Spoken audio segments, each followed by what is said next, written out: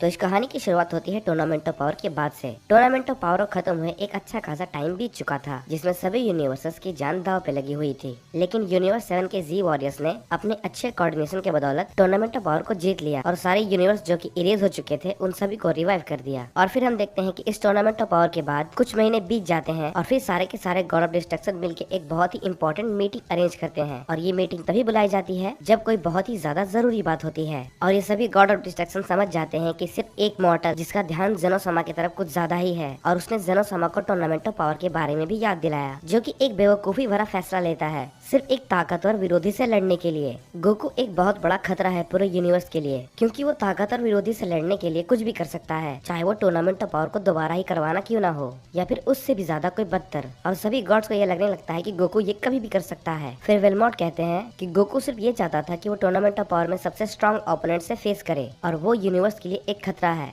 और हम सभी जानते हैं कि वो जेनोसामा के साथ कितना ज्यादा फ्रेंडली है, भले ही कोई बेवकूफी भरा आइडिया हो या ना हो, लेकिन जेनोसामा उसकी बात जरूर सुनते हैं। तभी दूसरी गॉड ऑफ डिस्ट्रक्शन कहती है, तुम्हारे कहने का मतलब क्या है वेलमोड? क्या तुम चाहते हो कि हम उसे खत्म कर दें? हम ऐसा बिल्कुल नहीं कर सकते हैं, क्योंकि अगर अचानक जेनोसामा या फिर ग्रैंड प्रिंस ने उसकी की फील करना बंद कर दी तो हो सकता है उन्हें हम सब पे शक हो जाए। फिर वेलमोड कहता है, मुझे नहीं लगता ऐसा कुछ करने की जरूरत है। हम चाहे तो उसे एक डायमेंशन प्लेस पे बंद कर सकते हैं, जहाँ से वो कभी भी वापस नहीं आ पाएगा। ये सारी बात सुनकर लॉर्ड बीरस बहुत ही ज्यादा हैरान हो जाते हैं, क्योंकि एक टाइम पे बीरस ने गोकू को बहुत ज्यादा सपोर्ट किया था, लेकिन बाकी गॉड ऑफ डिस्ट्रक्शन जो कुछ भी कह रहे थे वो भी बिल्कुल सच था। बीरस भी ये बात समझ जाते हैं कि गोकू बहुत बड़ा खतरा है सारे यूनिवर्स के लिए। इसीलिए लॉर्ड बीरस अर्थ के टाइम चेम्बर के बारे में सभी को बताते हैं, और उसमें आने जाने के लिए सिर्फ एक ही रास्ता होता है, तो उसे ट्रेनिंग के नाम पे वहीं पे ले जाया जा सकता है, और फिर वहीं पे ले जाके उसे बंद कर दिया जाए, ताकि वो वहाँ से कभी भी बाहर ना आ पाए। सारे के सारे गॉड ऑफ डिस्ट्रक्शन फिर बीरस की इस बात से राजी हो जाते हैं, और वो इस काम की जिम्मेदारी बीरस को देते हैं। और फिर हम देखते हैं कि कुछ समय के बाद बीरस अर्थ पे जाते हैं, और अर्थ पे जाने के बाद वो सबसे पहले वेजिटा से मिलते हैं, और वो वेजिटा को एक सुनसान सी जगह पे ले जाते हैं ताकि उनकी बातें कोई भी सुन ना ले। वहाँ पे पहुँचने के बाद लॉर्ड बीरस वेजिटा से कहते हैं कि वेजिटा, मैं जो भी कुछ कहूँगा तुम्हें वो करना होगा। तुम्हें समझना पड़ेगा कि गोकू सारे यूनिवर्स के लिए बहुत ही बड़ा खतरा बन सकता है, इसलिए हमें उसे छुटकारा पाना होगा। वेजिटा ये बात सुनकर बहुत ही ज्यादा हैरान हो जाता है, और वो लॉर्ड बीरस से कहता है, हे लॉर्ड बीरस, रुक जाइए, आप ये क्या कह रहे हैं? आपने तो उसे बहुत ज्यादा सपोर्ट किया है, फिर आप ये कैसे कह सकते हैं? लॉर्ड बीरस कहते हैं, वेजिटा, ये किसी अप्रिशिएट या फिर किसी सपोर्ट से बहुत ज्यादा ऊपर है। यहाँ पर पूरे यूनिवर्स को लेके बात हो रही है, तो मैं कोई भी रिस्क नहीं लेना चाहता। फिर लॉर्ड बीरस वेजिटा से कहते हैं, मैं बस इतना चाहता हूँ कि तुम गोकू को टाइम चेम्बर में ले जाओ और उसके डोर को बाहर से डिस्ट्रॉय कर दो, ताकि वो वहीं पे हमेशा के लिए बंद हो जाए और कभी भी बाहर ना आ पाए। ऐसा करने से हम काफी सारे प्रॉब्लम से फ्यूचर में बच सकते हैं। इसके बाद वेजिटा लॉर्ड बीरस से कहता है, ये आप क्या कह रहे हैं लॉर्ड बीरस? मैं कैकरोट के साथ ऐसा बिल्कुल भी नहीं कर सकता। फिर लॉर्ड बीरस वेजिटा से कहते हैं, मुझे पता था वेजिटा कि तुम यही कहोगे। अगर तुमने ये नहीं किया तो मैं तुम्हारी फैमिली के साथ इस पूरे प्लेनेट को ही खत्म कर दूंगा। फिर वेजिटा कहता है, रुक जाइए लॉर्ड बीरस, आप मेरे साथ ऐसा क्यों कर रहे हैं? ठीक है, मैं कैकरोट के साथ ऐसा करने के लिए तैयार हूँ। अगर आप इस प्लेनेट को और मेरी फैमिली को छोड़ दे तो मैं भी इस बात को समझता हूँ कि आपने जो भी कुछ कैकरोट के बारे में कहा वो सब सही है। मैं पूरी कोशिश करूंगा उसे टाइम चेम्बर में बंद करने की। इसके बाद बीरस अपने प्लेनेट पे वापस चला जाता है, और हम देखते हैं कि वेजिटा ये सारी बातें बुल्मा और बाकी सभी को बता देता है, सिवाय चीची, गोटेन और गोहान को छोड़ के। और फिर हम देखते हैं कि शुरू में गोकू को कोई भी टाइम चेम्बर में बंद करने के लिए राजी नहीं होता है, लेकिन धीरे धीरे ये बातें सभी लोग समझ जाते हैं। या तो गोकू को टाइम चेम्बर में लॉक कर दो या फिर पूरे प्लेनेट को खो दो। ये बात सभी को समझ में आ जाती है कि गोकू से ज्यादा इस प्लेनेट की इम्पोर्टेंस है। सभी के मानने के बाद वेजिटा फिर गोकू के पास जाता है और उसे टाइम चेम्बर में ट्रेनिंग करने के लिए बुलाता है, लेकिन गोकू ने पहले से ही बहुत ज्यादा ट्रेनिंग कर ली थी। इसीलिए वो वेजिटा से कहता है कि मुझे और भी ज्यादा ट्रेनिंग करने की जरूरत नहीं है, मैं पहले से ही बहुत ज्यादा थका हुआ हूँ। इसके बाद वेजिटा गोकू से कहता है कि तुमने अपने मास्टर अल्ट्रा इंस्टिंक्ट को अभी तक पूरी तरीके से कंट्रोल नहीं किया है, तो तुम्हें और ज्यादा ट्रेनिंग की जरूरत है, और भविष्य में कभी भी जीरेन से ज्यादा ताकतवर ओपोनेंट आ सकते हैं, तो हमें इसके लिए तैयार रहना पड़ेगा। ये सारी बातें सुनकर गोकू उसके साथ जाने के लिए तैयार हो जाता है। इसके बाद हम देखते हैं कि दोनों के दोनों ट्रेनिंग करने के लिए टाइम चेम्बर के अंदर चले जाते हैं, जैसा कि वेजिटा ने गोकू से कहा था। टाइम चेम्बर में कुछ महीने गुजरने के बाद वेजिटा गोकू से कहता है कि मैं कुछ समय के लिए बाहर जा रहा हूँ, लेकिन कुछ देर में मैं वापस भी आ जाऊंगा। फिर गोकू वेजिटा से कहता है, ठीक है तुम जाओ, मैं तुम्हारा इंतजार करूंगा। और वेजिटा के आने के बाद फिर से वो दोनों ट्रेनिंग शुरू करेंगे। और ये बात हम सभी जानते हैं कि वेजिटा ने जो भी कुछ गोकू से कहा वो सारी बातें झूठ होती है ताकि वो गोकू को टाइम चेम्बर के अंदर लॉक कर सके। टाइम चेम्बर के बाहर आने के बाद वेजिटा एक एनर्जी ब्लास्ट से टाइम चेम्बर को डिस्ट्रॉय कर देता है ताकि गोकू अब कभी भी वहाँ से बाहर ना सके। और हम देखते हैं गोकू को इस बात की कोई भनक भी नहीं लगती क्योंकि वो दरवाजे से बहुत ही ज्यादा दूर में ट्रेनिंग कर रहा था। कुछ समय के बाद गोकू का इस बात पे ध्यान जाता है कि वेजिटा को लौटने में काफी ज्यादा वक्त लग रहा है, लेकिन फिर वो इस बात को इग्नोर करके और ज्यादा ट्रेनिंग करने लगता है। फिर कुछ और समय बीत जाते हैं, लेकिन तब गोकू को यह एहसास होता है कि बहुत ही ज्यादा टाइम बीत चुका है, तो मुझे अब बाहर जाना चाहिए। इसके बाद फिर गोकू वहाँ से बाहर जाने का डिसाइड करता है ताकि वो बाहर जाकर वेजिटा को ढूंढ सके। लेकिन जैसे ही वो एंट्रेंस के पास पहुँचता है उसे कुछ सही नहीं लग रहा होता है और फिर गोकू देखता है कि बाहर जाने का दरवाजा पूरी तरीके से तबाह हो चुका होता है, वही बाहर के दरवाजे से, जिसके कारण गोकू वहाँ फंस चुका था और वो वहाँ से बाहर बिल्कुल भी नहीं निकल सकता। फिर गोकू ये बात अच्छे से समझ जाता है कि ये सारा कुछ वेजिटा ने ही किया है और उसके बाद हम देखते हैं कि वेजिटा वहाँ सभी को बताता है कि उसने फाइनली गोकू को टाइम चेम्बर के अंदर लॉक कर दिया है। और फिर वो कहता है आई होप सो वो मुझसे नफरत ना करे ऐसा कुछ करने के लिए। फिर बुल्मा वेजिटा से कहती है कि तुमने बिल्कुल सही किया वेजिटा, तुमने आखिरकार इस दुनिया को नष्ट होने से बचा लिया। वहीं दूसरी तरफ गोकू बहुत ही ज्यादा कंफ्यूज होता है और वो ये हमेशा कहता रहता है वेजिटा तुमने आखिरकार मेरे साथ ऐसा क्यों किया, क्यों तुमने मुझे इस जगह पे बंद क्यों कर दिया। इसका मतलब यही है कि तुमने मुझसे जो भी कुछ कहा था सारी बातें झूठ थी। मैं वादा करता हूँ वेजिटा, मैं तुमसे अपना बदला लेकर रहूंगा, चाहे मुझे कुछ भी क्यों ना करना पड़ जाए। लेकिन गोकू ये समझ नहीं पा रहा था कि आखिर वेजिटा ने उसके साथ ऐसा क्यों किया और गोकू इस बात से वेजिटा पे बहुत ही ज्यादा गुस्सा होता है और गोकू कहता है वेजिटा तुमने आखिर मेरे साथ ऐसा क्यों किया, आखिर क्यों। लेकिन फिर गोकू मन ही मन ये सोचता है शायद मुझे नहीं लगता कि वेजिटा ने ये अपनी मर्जी से किया होगा, जरूर इसके पीछे कोई दूसरी वजह होगी या फिर शायद उस पर किसी ने दबाव डाला होगा क्योंकि वेजिटा ऐसा कभी नहीं कर सकता। लेकिन मुझे अब किसी की परवाह नहीं, इन सभी चीजों के लिए वो सभी लोग पछताने वाले हैं। बस एक बार मैं इस जगह से बाहर निकल जाऊं। मैंने उन सब के लिए क्या कुछ नहीं किया, मैंने उन सभी के लिए कई बार अपनी जान दांव पर लगाई है, मैंने हमेशा उन सब की सुरक्षा की है, लेकिन इन सब का परिणाम उन लोगों ने मुझे इस तरीके से दिया। मेरे साथ ऐसा करने का उन सब में से किसी के पास भी कोई हक नहीं है। जब मैं यहाँ से बाहर निकलूंगा तब मैं उन सब में से किसी को भी नहीं छोड़ूंगा। वो सभी लोग बहुत पछताएंगे, उन सब ने मेरे साथ ऐसा किया। और फिर हम देखते हैं कि कई महीने गुजर जाते हैं और गोकू ने अपने अल्ट्रा इंस्टिंक्ट को मास्टर करना शुरू कर दिया था। और फिर हम देखते हैं काफी दिन बीत जाते हैं और गोकू के पास फूड सप्लाई अब खत्म हो रहे थे। गोकू के पास बस अब 2 दिन का ही खाना बचा हुआ था। गोकू ये बात समझ जाता है कि उसे वहाँ से किसी तरीके से निकलना होगा, नहीं तो वो वहीं पे मर जाएगा। फिर गोकू ये कहता है मुझे यहाँ से किसी भी हर हालत में निकलना ही होगा, मैं अपनी पूरी ताकत लगा दूंगा यहाँ से निकलने के लिए। मुझे लगता है मेरे पास पूरी ताकत है और उतनी ताकत काफी होगी यहाँ से एक पोर्टल खोलने के लिए। फिर हम देखते हैं गोकू अपनी ताकत को बढ़ाना शुरू कर देता है, क्लासिकल फॉर्म से सुपर सैयन से ब्लू फॉर्म और फिर अंत में कायोकेन। गोकू अपनी शक्तियों को लगातार बढ़ाता रहता है। गोकू की शक्ति बढ़ाने के कारण वहाँ पे बहुत सारी चीजें टूटने लगती है, लेकिन गोकू अपने कायोकेन की शक्ति को लगातार बढ़ाता रहता है। और अब हम देखते हैं कि टाइम चेम्बर में कुछ ज्यादा ही दरार आने लगती है और धीरे धीरे सब कुछ टूटने लगता है। लेकिन फिर गोकू देखता है कि ये सब सिर्फ उसका वहम है, वो जगह जैसी थी बिल्कुल वैसी ही रहती है, वहाँ पे कुछ नहीं बिगड़ा होता और पोर्टल का तो कहीं भी नामो निशान तक नहीं होता। गोकू ये सब देखकर बहुत ही ज्यादा हैरान हो जाता है और वो ये कहता है आखिर कैसे यहाँ पर कुछ भी नहीं हुआ। मैंने तो अपनी पूरी ताकत लगा दी, मैंने जितनी ताकत का इस्तेमाल किया मुझे लगा इतनी ताकत का इस्तेमाल करना यहाँ पर काफी होगा इस जगह से निकलने के लिए, लेकिन यहाँ तो कोई भी फर्क नहीं पड़ा। आखिर ऐसा कैसे हो सकता है। आखिर माजिन बू भी तो यहाँ से इसी तरीके से बाहर निकला था और उसकी ताकत तो मेरे करंट पावर लेवल के आसपास भी नहीं है, तो आखिर ये कैसे हो सकता है। लेकिन रुको जरा, मुझे शायद ये बताया गया था कि टाइम चेम्बर के अंदर कुछ इम्प्रूवमेंट की गई है, लेकिन मुझे ये नहीं पता था कि इतना ज्यादा इम्प्रूवमेंट किया गया है कि मेरे डिवाइन पावर यूज करने के बावजूद भी यहाँ पर एक क्रैक तक नहीं आएगा। और फिर हम देखते हैं कि टाइम चेम्बर के बाहर चीची ने गोकू को ढूंढना शुरू कर दिया था क्योंकि गोकू को गए काफी समय बीत चुका था। गोहान और गोडन गोकू की फील करके उसे ढूंढने की कोशिश करने लगते हैं, लेकिन उन्हें कुछ भी पता नहीं चलता। गोकू की फील ना होने की वजह से उन्हें लगता है कि शायद गोकू अब मर चुका है। लेकिन तभी हम देखते हैं किंग काय गोहान से कांटेक्ट करते हैं और वो गोहान को बताते हैं कि गोकू टाइम चेम्बर के अंदर बंद है। गोहान ये बात सुनकर बहुत ही ज्यादा शॉक हो जाता है और वो किंग काय से पूछता है आखिर ये कैसे हो सकता है, आप मुझे बताइए ये आखिर किसने किया है। लेकिन किंग काय गोहान को ये बात बताने से मना कर देते हैं क्योंकि अगर किंग काय ये बात गोहान को बताते तो लॉर्ड बीरस को ये बात पता चल जाती और उसके बाद लॉर्ड बीरस क्या करते हैं ये कोई नहीं जानता। फिर इसके बाद किंग काय गोहान से कहते हैं गोहान तुम्हें कुछ करना होगा ताकि जब तक तुम्हारे डैड वहाँ पर है तब तक वो सरवाइव कर सके। इसके बाद गोहान जाके चीची और गोटेन को सब कुछ बता देता है। इसके बाद गोटेन गोहान को ड्रैगन बॉल के बारे में याद दिलाता है ताकि वो अपने डैड की रक्षा कर सके।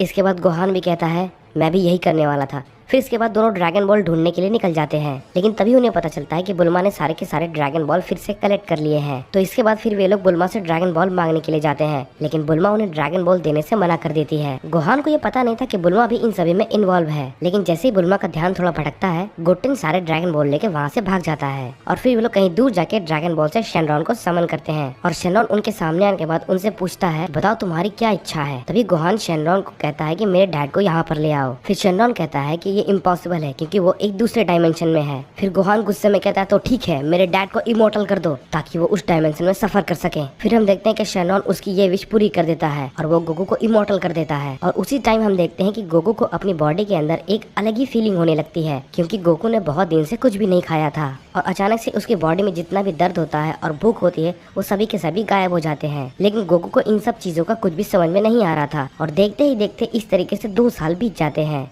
लेकिन गोकू को 2 साल बीतने के बाद भी कुछ भी नहीं होता, जबकि उसने 2 सालों से कुछ भी नहीं खाया था। फिर गोकू ये बात समझ जाता है कि वो किसी तरीके से इमोर्टल हो चुका है और देखते ही देखते 10 साल गुजर जाते हैं और हम देखते हैं कि गोकू ने अल्ट्रा इंस्टिंक्ट को मास्टर और परफेक्ट कर लिया था। लेकिन टाइम चेम्बर के बाहर सिर्फ 10 दिन ही गुजरे थे। वेजिटा ये कहता है कि कैकारोट शायद अब तक मर चुका होगा क्योंकि टाइम चेम्बर के अंदर 10 साल गुजर चुके होंगे। टाइम चेम्बर के अंदर जिस तरीके से टाइम बीत रहा था, देखते ही देखते उसके अंदर 100 साल बीत चुके थे। और हम देखते हैं गोकू ने एक नया फॉर्म को अचीव कर लिया था जो कि गॉड ऑफ डिस्ट्रक्शन से भी बहुत ज्यादा ऊपर होता है और अब वो एक एंजल से भी फाइट कर सकता है। अगर गोकू चाहता तो वो उसी टाइम वहाँ से बाहर निकल सकता था, लेकिन गोकू ऐसा नहीं करता है और गोकू वहाँ पे और भी ज्यादा ट्रेनिंग करने लगता है क्योंकि उसे और भी ज्यादा ताकतवर बनना था। गोकू अब पूरी तरीके से बदल चुका होता है, वो पहले की तरह सीधा साधा गोकू नहीं रहता, वो अब इमोशनलेस गोकू बन चुका था। और फिर हम देखते हैं गोकू कहता है कि अब बीरस से मेरे सामने नहीं टिक सकता और ना ही विश, और इन सभी के बाद ग्रैंड प्रीस्ट की बारी आएगी और फिर इसके बाद मैं इस मल्टीवर्स का सबसे ताकतवर इंसान बन जाऊंगा। हाइपरबोलिक टाइम चेम्बर में गोकू को अब तक गए 100 साल से भी ज्यादा हो चुके थे। गोकू एक ऐसे लेवल पे पहुंच जाता है जहाँ पे वो एक गॉड या फिर किसी भी एंजल को भी सरपास कर सकता है। गोकू उस जगह पे और भी ज्यादा टाइम बिताना चाहता था ताकि वो ग्रैंड प्रीस्ट इवन जेनोसामा को भी सरपास कर सके। और फिर हम देखते हैं कि टाइम चेम्बर के बाहर सिर्फ 100 दिन ही गुजरे थे। बुल्मा और बाकियों को ये लगता है कि गोकू अब तक मर चुका होगा और हम देखते हैं वे लोग गोकू के डेथ को एक्सेप्ट कर लेते हैं, जबकि उन सबको गोकू बहुत ज्यादा पसंद था और वो उनका एक अच्छा दोस्त था। और वे लोग ये सोचते हैं कि गोकू आखिरकार एक मुसीबत था जिससे हम सबको छुटकारा मिल चुका है। और तभी हम देखते हैं कि जेनोसामा गोकू को काफी दिन से रिक्वेस्ट भेज रहे थे ताकि वो उसके साथ खेल सके। जेनोसामा ने गोकू को काफी टाइम से नहीं देखा था, तो जेनोसामा ग्रैंड प्रीस्ट से पूछते हैं कि गोकू कहाँ है, वो अब तक क्यों नहीं आया। इसके बाद हम देखते हैं कि ग्रैंड प्रीस्ट कहते हैं कि मैं खुद जाकर देखता हूँ आखिर क्या हुआ। तो इसके बाद हम देखते हैं कि ग्रैंड प्रीस्ट यूनिवर्स 7 के काइशुन के पास जाते हैं और उन्हें बताते हैं कि जेनोसामा ने गोकू को अपने पैलेस पे इन्वाइट किया है। फिर इसके बाद हम देखते हैं कि काइशुन ग्रैंड प्रीस्ट से कहता है ठीक है, वो गोकू को जाके सारी बातें बता देगा, लेकिन उसे बिल्कुल भी नहीं पता था कि गॉड ऑफ डिस्ट्रक्शन ने मिलकर गोकू के साथ क्या क्या किया है। तो ग्रैंड प्रीस्ट से बात करने के बाद काइशुन गोकू के पास जाता है उसे ये बात बताने के लिए कि जेनोसामा ने उसे अपने पैलेस पे इनवाइट किया है। कायोशिन ने गोकू की फील करके उसके पास पहुंचने की बहुत कोशिश की, लेकिन बहुत ट्राई करने के बाद भी उसे गोकू की फील नहीं हो पा रही थी। और ये चीज देख के वो बहुत ही ज्यादा हैरान हो जाता है कि मुझे आखिर गोकू की शक्ति फील क्यों नहीं हो रही। मैं उसकी शक्ति को हमेशा महसूस कर पाता था, लेकिन आज मुझे वो महसूस क्यों नहीं हो रही। आखिर हो क्या रहा है, कहीं ऐसा तो नहीं कि गोकू को कुछ हो गया हो। ये सब सोच के कायोशिन अर्थ पे बुल्मा और वेजिटा के पास जाते हैं और उनसे पूछते हैं कि गोकू आखिर कहाँ पे है। जेनोसामा ने उसे अपने पैलेस पे इनवाइट किया है और जेनोसामा को हम ज्यादा देर तक वेट नहीं करवा सकते वरना वो बहुत ज्यादा गुस्सा हो जाएंगे। वेजिटा कायोशिन की ये बात सुनकर बहुत ही ज्यादा घबरा जाता है और उनसे कहता है कि गोकू टाइम चेम्बर में ट्रेनिंग करने के लिए गया हुआ है। वो कह रहा था कि उसे और भी ज्यादा ताकतवर बनना है और उसे लौटने में काफी ज्यादा टाइम लगेगा। ये सारी बातें सुनने के बाद कायोशिन ये बात समझ जाता है कि आखिर उसे क्यों गोकू की फील नहीं हो रही थी, क्योंकि वो एक दूसरे डायमेंशन में है। फिर इसके बाद कायोशिन कहता है तो ठीक है, मैं उस जगह पे जाता हूँ क्योंकि हम जेनोसामा को वेट नहीं करवा सकते। इसके बाद हम देखते हैं कि वेजिटा बहुत ही ज्यादा घबरा जाता है क्योंकि अगर कायोशिन वहाँ पे चले गए तो उन्हें ये पता चल जाएगा कि टाइम चेम्बर का दरवाजा बाहर से किसी ने डिस्ट्रॉय कर दिया है और फिर वो जाके ग्रैंड प्रीस्ट को बता देंगे और वो जाके जेनोसामा को बता देंगे, जो कि एक बहुत ही बुरी खबर होगी। फिर इसके बाद वेजिटा कायोशिन से कहता है रुक जाइए, कैकारोट ने ये कहा था कि उसे वहाँ पर कोई भी डिस्टर्ब न करे क्योंकि वो एक लंबे टाइम तक ट्रेनिंग करना चाहता है, तो मेरे ख्याल से आपको वहाँ नहीं जाना चाहिए। और आप भी ये बात जानते हैं कि कैकारोट को अपनी ट्रेनिंग के बीच में डिस्टर्बेंस पसंद नहीं है।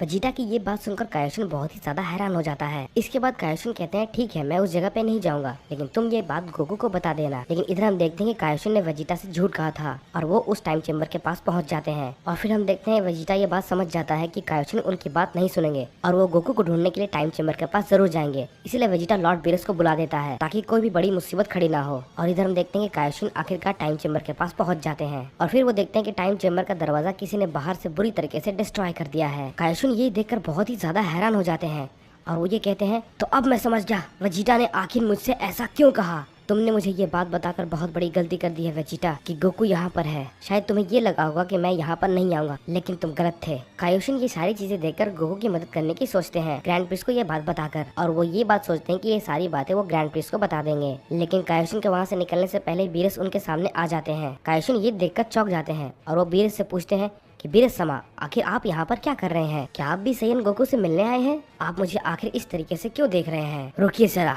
कहीं आप ये मत कहिएगा कि इन सब में आपका भी हाथ है। लेकिन क्यों? आपने ऐसा क्यों किया? फिर इसके बाद बीरस कहते हैं तुम बिल्कुल सही सोच रहे हो, मैं तुम्हें यहाँ पर रोकने आया हूँ ताकि तुम इसके बारे में किसी को भी कुछ भी न बता सको। अगर तुमने ये बात किसी को ही बताई तो तुम बहुत पछताओगे। फिर इसके बाद बीरस कायोशिन से कहते हैं मैं तुम्हें मार तो नहीं सकता क्योंकि तुम्हारी जिंदगी मुझसे जुड़ी हुई है, लेकिन मैं तुम्हारी हालत मौत से भी बदतर कर दूंगा। इसलिए बेहतर यही होगा कि तुम अपना मुंह बंद रखो और तुम्हें किसी को भी कुछ भी बताने की जरूरत नहीं है। तुम जेनोसमा के पास जाओगे और उनसे ये कहोगे कि गोकू अभी अपनी ट्रेनिंग कर रहा है और वो बहुत जल्द उनसे आके मिलेगा। समझ गए तुम? कायोशिन के पास और कोई भी रास्ता नहीं होता, इसलिए वो ग्रैंड प्रिंस के पास जाते हैं और उन्हें बताते हैं कि गोकू अभी अपनी ट्रेनिंग कर रहा है और वो बहुत जल्द अपनी ट्रेनिंग खत्म करके जेनोसमा से मिलने आएगा। ग्रैंड प्रिंस ये सारी बातें जेनोसमा को बताते हैं और इसके बाद हम देखते हैं यूनिवर्स 7 के कायोशिन अपने यूनिवर्स में वापस लौट जाते हैं। फिर इसके बाद हम देखते हैं कि जेनोसमा ये कहते हैं चलो अच्छा है, मुझे वक्त रहते पता चल गया, वरना मैं बहुत कुछ करने वाला था। और फिर हम देखते हैं हमें टाइम चेम्बर का सीन दिखाया जाता है जहाँ पर गोकू अपनी ट्रेनिंग जारी रखता है और अब तक 1000 साल बीत चुके थे और हम देखते हैं गोकू ने एक ऐसा लेवल अचीव कर लिया होता है जो कि ग्रैंड प्रिंस इनफैक्ट जेनोसमा से भी काफी ऊपर होता है। और अब गोकू की ताकत का कोई भी अंदाजा तक नहीं लगा सकता कि वो कितना ताकतवर बन चुका है। अब गोकू पहले की तरह बिल्कुल भी नहीं रहा और अब हम देखते हैं कि गोकू के पास इतना पावर होता है कि वो किसी भी बीइंग को पूरी तरीके से मिटा सकता है। उसने कई ऐसे सीक्रेट टेक्निक में महारत हासिल की है जो कि सिर्फ वही जानता है। और फिर हम देखते हैं गोकू ये कहता है अब मेरी ताकत किसी भी बीइंग से सुपीरियर है। उन्होंने जो कुछ भी किया उन्हें उन सब की कीमत चुकानी होगी। सच्चाई तो ये है उन सभी के लिए जो कुछ भी कर लो वो लोग मेरे बारे में सिर्फ बुरा ही सोचते हैं, इसीलिए मुझे अब किसी की भी जरूरत नहीं है और अब जो कोई भी मेरे रास्ते में आएगा मैं उसे खत्म कर दूंगा। और इसके बाद हम देखते हैं गोकू वहाँ से निकलने का फैसला करता है और फिर वो अपनी ताकत को पूरी तरीके से बढ़ाने लगता है और हम देखते हैं इस बार उसे सिर्फ कुछ मिनट लगते हैं उस पोर्टल को खोलने में और तभी हम देखते हैं वो टाइम चेम्बर क्रैक से भर जाता है और वहाँ पे बहुत सारे पोर्टल खुल जाते हैं जो कि गोकू को हजारों यूनिवर्स या फिर हजारों अलग डायमेंशन में लेके जा सकते हैं। लेकिन गोकू ये सब देखकर कंफ्यूज नहीं होता क्योंकि उसे अपने यूनिवर्स के किसी जाने पहचाने की शक्ति महसूस हो रही थी और वो की गोहान की थी। गोहान और गोटेन आपस में ट्रेनिंग कर रहे थे। गोहान की को फॉलो करके गोकू गोटेन और गोहान के सामने आ जाता है और अचानक से गोकू को देखकर गोटेन और गोहान दोनों के दोनों बहुत ज्यादा चौंक जाते हैं और गोहान गोकू से कहता है कि डैड आप जिंदा हो? मैंने शेनॉन से कहा था आपको इमोर्टल करने के लिए, लेकिन मुझे नहीं लगा था कि आप जिंदा हो। लगभग 4 साल के बाद मैंने आपको देखा है। लेकिन रुकिए जरा, क्या आप वहाँ पर 1000 साल से थे? फिर हम देखते हैं गोकू गोहान से कहता है 1000 साल हो चुके हैं गोहान,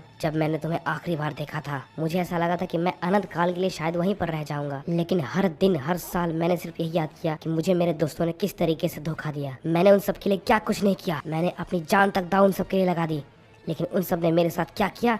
सिर्फ धोखा। इसलिए जिस किसी ने भी मेरे साथ ऐसा किया है उसे ये भुगतना होगा।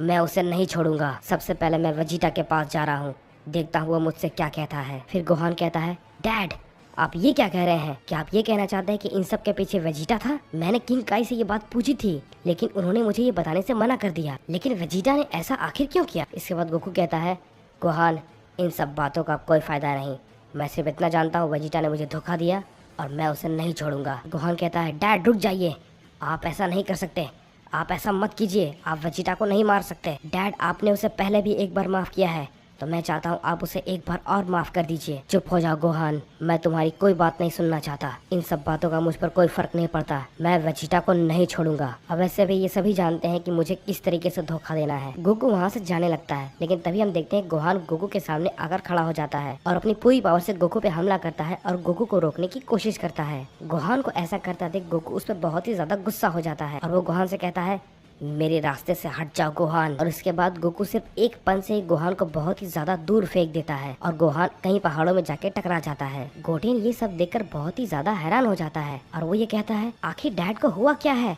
वो ऐसा कैसे कर सकते हैं? मुझे नहीं लगता कि ये हमारे पहले वाले डैड की तरह है, ये तो बहुत बदल चुके हैं, जैसे कि वो अब हमारे डैड नहीं कोई और ही है। तभी हम देखते हैं गोकू वेजिटा और बुल्मा के पास पहुंच जाता है। गोकू जैसे वेजिटा और बुल्मा के सामने आता है वेजिटा उसे देखकर बहुत ही ज्यादा शॉक हो जाता है। शुरू में वेजिटा को लगता है कि ये शायद कोई और है जो कि गोकू की तरह दिखता है, लेकिन धीरे धीरे वो ये बात समझ जाते हैं कि ये कोई और नहीं बल्कि गोकू ही है। वेजिटा उसे देखकर कहता है क्या कैकारोट लेकिन तुम यहाँ पर कैसे? तुम्हें तो मर जाना चाहिए था। ये आखिर कैसे पॉसिबल है कि तुम अब तक जिंदा हो? वहाँ पे तो सारे फूड सप्लाई अब तक खत्म हो चुके होंगे और वैसे भी 1000 साल गुजर चुके हैं। तुम आखिर जिंदा कैसे बच गए? क्या तुम सच में काकारोट ही हो या फिर कोई और ये मुझे हो क्या रहा है? मेरा पूरा शरीर आखिर कांप क्यों रहा है? इसके बाद गोकू कहता है, वेजिटा, मैंने इस दिन के लिए बहुत समय से इंतजार किया है। मैंने इतने सालों से हर दिन याद किया कि तुमने मेरे साथ क्या किया है। यही रीजन है कि मैं उस घटिया जगह पर इतने सालों से जिंदा था। मैं अच्छे से जानता हूँ कि कौन कौन जिम्मेदार है मुझे वहाँ पर बंद करने के लिए। तुम सभी को ये भुगतना होगा। और ये सारी बात सुनकर वेजिटा ये समझ जाता है कि गोकू वहाँ पर कोई अच्छे इरादे से नहीं आया है और इसीलिए वेजिटा बुल्मा को जितनी जल्दी हो सके वहाँ से निकलने के लिए बोलता है। लेकिन बुल्मा वेजिटा की बात नहीं सुनती है और वो ये समझती है कि वो गोकू को सब कुछ समझा सकती है, लेकिन ये उसकी सबसे बड़ी गलती होती है। फिर हम देखते हैं गोकू बुल्मा की साइड बहुत ज्यादा गुस्से भरी आंखों से देखता है। बुल्मा ये देखकर समझ जाती है कि उसकी बातों का गोकू पर कोई भी असर नहीं होने वाला। गोकू बुल्मा पर अटैक करने वाला होता है, लेकिन तभी वेजिटा उसे रोक लेता है। फिर वेजिटा बुल्मा से कहता है, मैंने कहा ना तुमसे यहाँ से जल्दी निकलो, क्या तुम्हें मेरी बात समझ में नहीं आती? इसके बाद हम देखते हैं वेजिटा की ये बात मानकर बुल्मा वहाँ से चली जाती है और वेजिटा गोकू से कहता है, मैं तुम्हें बुल्मा को कोई भी नुकसान पहुँचाने नहीं दूंगा काकारोट। आखिर तुम्हारी प्रॉब्लम क्या है और तुम अब तक जिंदा कैसे बच गए? फिर गोकू वेजिटा से कहता है कि मैं तुमसे कुछ कहना चाहता हूँ वेजिटा। गोहान ने मुझे इमॉर्टल कर दिया है। मैं वहाँ पर जितने भी टाइम था मुझे इन सब का कोई भी वहाँ पे असर नहीं हुआ। मैं इमॉर्टल हो चुका था, इसीलिए मैं बच गया था। ना मुझे खाने की जरूरत थी और ना ही पीने की। लेकिन मैं तुमसे थैंक्स कहना चाहता हूँ वेजिटा कि तुमने मुझे वहाँ पर बंद कर दिया और मुझे इमॉर्टल बनने का मौका दे दिया। फिर वेजिटा कहता है, तो आखिरकार गोहान इसीलिए ड्रैगन बॉल ढूंढ रहा था। इसके बाद गोकू वेजिटा से कहता है, वेजिटा अब तुम्हारा वक्त आ चुका है, अब मैं तुम्हें जिंदा नहीं छोड़ूंगा। इसके बाद वेजिटा कहता है, काकारोट तुम्हें ऐसा करने की कुछ भी जरूरत नहीं है। मैं तो सिर्फ लॉर्ड बीरस के ऑर्डर्स को फॉलो कर रहा था। तुम्हें ये बात समझना होगा, अगर मैं ऐसा कुछ नहीं करता तो वो इस पूरे प्लेनेट को ही खत्म कर देते। लेकिन गोकू से कहता है, वेजिटा अगर तुम चाहते तो तुम मुझसे इस बारे में बात कर सकते थे, लेकिन तुमने ये जरूरी नहीं समझा। लेकिन तुमने क्या किया? तुमने एक आसान सा रास्ता चुना मुझे धोखा देने का। मुझे टाइम चेम्बर में ले जाके मुझे वहाँ पर बंद कर दिया और दरवाजे को बाहर से डिस्ट्रॉय कर दिया ताकि मैं वहाँ से कभी भी बाहर ना निकल सकूं। मैं अच्छे से जानता हूँ कि ये सब किसकी प्लानिंग है। ये सब कुछ सारे गॉड ऑफ डिस्ट्रक्शन ने मिलकर किया है। लेकिन तुम चिंता मत करो वेजिटा, तुम्हारे बाद उन सभी की बारी आएगी। फिर वेजिटा गोकू से कहता है, तब तो मेरे पास कोई भी रास्ता नहीं है काकारोट। अगर तुम फाइट करना चाहते हो तो ठीक है, चलो लड़ते हैं। लेकिन मैं तुम्हें बता दूं, मैंने भी यहाँ पर रहकर काफी ट्रेनिंग की है, तो मैंने भी अपनी ताकत को काफी ज्यादा बढ़ा लिया है। तुम्हारे चेहरे पे ये जो कॉन्फिडेंस है, मैं इसे तुरंत खत्म कर देता हूँ। वेजिटा गोकू पे हमला करने वाला होता है, लेकिन वो अचानक ही रुक जाता है क्योंकि उसकी बॉडी अचानक कांपना शुरू हो जाती है। एक बहुत ही ताकत और शक्ति को महसूस करके वेजिटा को डर के मारे बहुत पसीने आने लगते हैं। वेजिटा ये समझ नहीं पा रहा था कि आखिर ऐसा क्यों हो रहा है। गोकू के पावर के सामने वेजिटा की बॉडी का ये एक नेचुरल रिएक्शन होता है जो कि अपने आप हो जाता है। वेजिटा बहुत ही हैरान होता है और वो ये कहता है, आखिर ये सब क्या हो रहा है? मैं इतना घबरा क्यों रहा हूँ? वेजिटा गोकू पे हमला करने वाला होता है, लेकिन ऐसा करने से पहले ही वेजिटा का बॉडी अपने आप रुक जाता है और उसका शरीर काम करना बंद कर देता है। वेजिटा को गोकू के अंदर बहुत ही एक अलग शक्ति महसूस होती है। गोकू को ये बात पता नहीं थी कि वेजिटा आखिर क्यों रुक गया और वो वेजिटा से कहता है, आखिर क्या हुआ वेजिटा? तुम तो मुझ पर हमला करने वाले थे ना, आखिर बात क्या है? कहीं तुम्हें मुझसे डर तो नहीं लग रहा ना? ये सारी बातें सुनने के बाद वेजिटा अपने आप को बिल्कुल नहीं रोक पाता है। आखिर तुम क्या कह रहे हो काकारोट? मैं और तुमसे डरूंगा? कभी नहीं। मैं तुम्हें अभी दिखाता हूँ मैं तुमसे कितना ज्यादा ताकतवर हूँ। वेजिटा फाइनली गोकू पे हमला करना शुरू करता है। कुछ देर हमला करने के बाद वेजिटा देखता है कि गोकू अपने जगह से हिला तक नहीं और उसके हमले से गोकू पर कोई भी असर नहीं हो रहा। गोकू अपने बेस फॉर्म में वेजिटा के ब्लू फॉर्म से बहुत ज्यादा ताकतवर था। वेजिटा ये देखकर बहुत ही ज्यादा हैरान हो जाता है और वो ये कहता है, आखिर ये कैसे हो सकता है? ये अपनी बेस फॉर्म में इतना ज्यादा ताकतवर कैसे हो सकता है? वहीं हम देखते हैं गोकू 1 सेकंड से कम समय में भी वेजिटा पे एक पंच मारता है और वेजिटा बहुत ही दूर जाकर कहीं पहाड़ों में टकरा के नीचे गिर जाता है। वेजिटा कहता है, नहीं ये कैसे हो सकता है? आखिर काकारोट ये सब कैसे कर पा रहा है, वो भी बिना ट्रांसफॉर्म हुए? ये इतना ताकतवर आखिर कैसे बन गया? पिक्कोलो और क्रेन बहुत दूर से ये सेंस कर लेते हैं कि वेजिटा के सामने एक बहुत ही ताकतवर ओपोनेंट है और वेजिटा की धीरे धीरे बहुत ही कम होती जा रही है। और वहाँ पे पहुँचने के बाद सभी के होश उड़ जाते हैं क्योंकि उन लोगों ने ये सपने में भी नहीं सोचा था कि ये गोकू होगा। और वही लोग वेजिटा को गोकू के सामने बहुत ही बुरी हालत में जमीन में पड़ा हुआ देखते हैं और वो ये कहते हैं, आखिर ये कैसे हो सकता है? गोकू, इसे तो टाइम चेम्बर के अंदर ही मर जाना चाहिए था, आखिर ये जिंदा कैसे है? क्रेलिन ने गोकू को सब कुछ समझाने की कोशिश की, लेकिन गोकू कहता है, मुझे तुम लोगों से कोई भी सफाई नहीं चाहिए, ना ही मैं तुम सबकी कोई बात सुनना चाहता हूँ। मैं अच्छे से जानता हूँ तुम सब ने मिलकर मेरे साथ ऐसा किया है। अब तुमने जो किया है तुम्हें उन सब के लिए भुगतना होगा। फिर क्रेलिन कहता है, क्या कह रहे हो गोकू? हम तुम्हारे दोस्त हैं, तुम ऐसा कैसे कर सकते हो? फिर गोकू कहता है तुम लोग मेरे दोस्त थे, लेकिन तुम लोगों ने मुझे बहुत बड़ा धोखा दिया है, इसीलिए तुम लोगों के लिए मेरे पास कोई भी फीलिंग्स नहीं है। क्रिलिन ये बात समझ जाता है कि वो कुछ भी कह दे गोकू उसकी बात नहीं सुनने वाला, इसीलिए वो वेजिटा से कहता है गोकू ने तुम्हारे साथ ऐसा कैसे कर दिया, क्या तुम उसे नहीं हरा सकते? फिर वेजिटा कहता है कैकारोट बहुत ही ज्यादा ताकतवर हो चुका है, मैंने उस पर बहुत हमला किया लेकिन उस पर किसी भी हमले का कोई असर नहीं हो रहा। फिर गोकू ये देख के सोचता है उन लोगों ने जो कुछ भी किया उन्हें इस बात का जरा सा भी अफसोस नहीं है। वैसे भी अब इन सब चीजों के लिए बहुत ही ज्यादा देर हो चुकी है, मैं उन सबको खत्म कर दूंगा और उन्हें पता भी नहीं चलेगा। वेजिटा गोकू को देख के ये सोचता है नहीं, मैं कैकारोट को ऐसा करने बिल्कुल भी नहीं दे सकता, उसे किसी भी कीमत पे रोकना होगा, लेकिन वो बहुत ही ज्यादा ताकतवर है, हम लोग कुछ भी नहीं कर सकते उसके खिलाफ, मेरे पास कोई और रास्ता नहीं है, मुझे ये कोशिश करना ही होगा। वेजिटा अपनी पूरी ताकत लगाकर बू ट्रांसफॉर्मेशन डोमिनेटर पे पहुंच जाता है। फाइनली वेजिटा गोकू से अच्छे से लड़ाई कर पा रहा था। कुछ मिनट के बाद गोकू वेजिटा से कहता है तुम मेरे नाखून के बराबर भी नहीं हो वेजिटा, मैं तो बस तुम्हारी ताकत देख रहा था। इसके बाद हम देखते हैं गोकू जरा सा अपनी ताकत बढ़ाता है और वेजिटा पे एक एनर्जी बॉल फेंकता है, जो कि वेजिटा को इतना ज्यादा डैमेज कर देती है कि वो हिल तक नहीं पा रहा था। फिर गोकू वेजिटा से कहता है वेजिटा तुम्हारा वक्त अब आ चुका है इस दुनिया को अलविदा कहने का, तो मरने के लिए तैयार हो जाओ। ये कह के गोकू एक बड़ा सा एनर्जी बॉल बनाकर वेजिटा के ऊपर फेंक देता है, लेकिन वो एनर्जी बॉल वेजिटा को हिट करने से पहले ही अचानक वो बॉल छोटे छोटे टुकड़ों में बिखर जाती है। गोकू ऐसा होता हुआ देख के बहुत ही ज्यादा चौंक जाता है। तभी गोकू देखता है कि बीरस और विस उसके सामने आ चुके हैं और गोकू ये समझ जाता है कि ये बीरस का काम था। गोकू बीरस को देख के कहता है तो लॉर्ड बीरस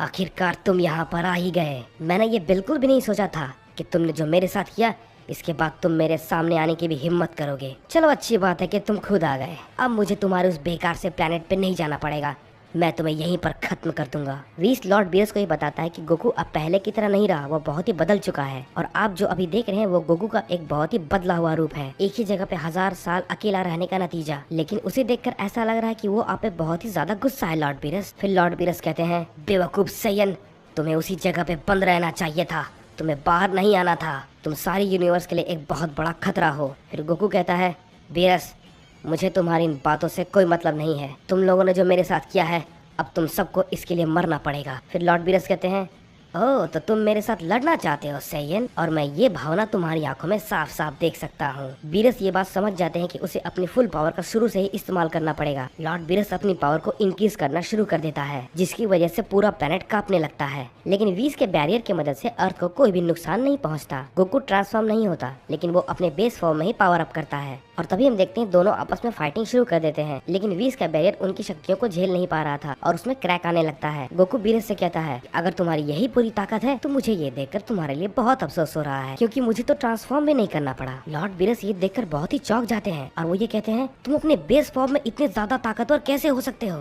गोकू कहता है बीरस तुम मेरे सामने कुछ भी नहीं कर सकते। बीरस गुस्से से कहते हैं अपना मुंह बंद रखो सैयन, शायद तुम मेरे बारे में पूरी अच्छी तरीके से नहीं जानते कि मैं कौन हूँ। बीरस बहुत ही गुस्सा हो जाता है और वो पहले से भी काफी ज्यादा पावर रिलीज करने लगता है, जो कि वीस के बैरियर को पूरी तरीके से डिस्ट्रॉय कर देता है। गोकू ये सभी चीज देखकर बीरस को कहता है तुम कितने भी कोशिश कर लो बीरस, लेकिन फिर भी मैं तुमसे 2 कदम आगे रहूंगा और तुम मेरा कुछ भी नहीं बिगाड़ सकते। गोकू की ये बातें सुनकर बीरस और भी ज्यादा गुस्सा हो जाता है और गोकू पे अटैक करने लगता है और इस बार हम देखते हैं कि लॉर्ड बीरस गोकू पे हावी होने लगता है और हम देखते हैं कि पूरा प्लेनेट अर्थ धीरे धीरे करके डिस्ट्रॉय होने लगता है और सारे ह्यूमन बींग्स धीरे धीरे करके खत्म होने लगते हैं। गोकू के पुराने दोस्त अर्थ को छोड़ने वाले होते हैं, तभी एक एनर्जी ब्लास्ट आके उन्हें खत्म कर देता है। इस दौरान लॉर्ड बीरस गोकू पे लगातार अटैक पे अटैक किए जा रहा था। फिर इसके बाद गोकू गुस्से में कहता है लॉर्ड बीरस से बस अब बहुत हुआ। इसके बाद गोकू जल्दी से जल्दी लॉर्ड बीरस को खत्म करने के बारे में सोचता है, इसीलिए गोकू अपना सबसे ताकतवर ट्रांसफॉर्मेशन करता है। गोकू एक सिंपल बट बहुत ही ताकतवर अटैक को तैयार करने लगता है। बीरस गोकू के ट्रांसफॉर्मेशन को देखकर बहुत ही ज्यादा हैरान हो जाता है और देखता है गोकू एक ताकतवर हमले को तैयार कर रहा है, लेकिन लॉर्ड बीरस को उसकी ताकत के बारे में बिल्कुल भी नहीं पता था और उसे लगता है कि ये हमला उसका कुछ भी नहीं बिगाड़ पाएगा। लेकिन जैसे ही वीस गोकू की तरफ देखते हैं वो समझ जाते हैं कि लॉर्ड बीरस गोकू के हमले से बिल्कुल नहीं बच पाएंगे और वो उनके हमले का सामना नहीं कर सकते। इसके बाद वीस लॉर्ड बीरस से कहता है लॉर्ड बीरस आपको वहाँ से हटना होगा, वो अटैक दिखने में भले ही छोटा लग रहा है लेकिन वो आपको पूरी तरीके से खत्म कर देगा। और तभी हम देखते हैं गोकू अपने अटैक को बीरस की ओर फेंक देता है और सोचता है कि एक गॉड ऑफ डिस्ट्रक्शन गया, अब बाकियों की बारी है। और तभी हम देखते हैं कि वीस उस अटैक को अपने ऊपर ले लेता है और लॉर्ड बीरस से कहता है लॉर्ड बीरस आप ऐसे नहीं मर सकते, आपको अपने गॉड ऑफ डिस्ट्रक्शन की ड्यूटी निभानी होगी, आपको यहाँ से जाना होगा। और ये बात कह के वीस ने जैसे ही गोकू के अटैक को हाथ लगाया वो बिल्कुल धूल में बदल गया। बीरस बहुत ही गुस्से में कहता है वीस तुमने ये क्या किया, तुम्हें मुझे बचाने की बिल्कुल भी जरूरत नहीं थी, बेवकूफ कहीं के।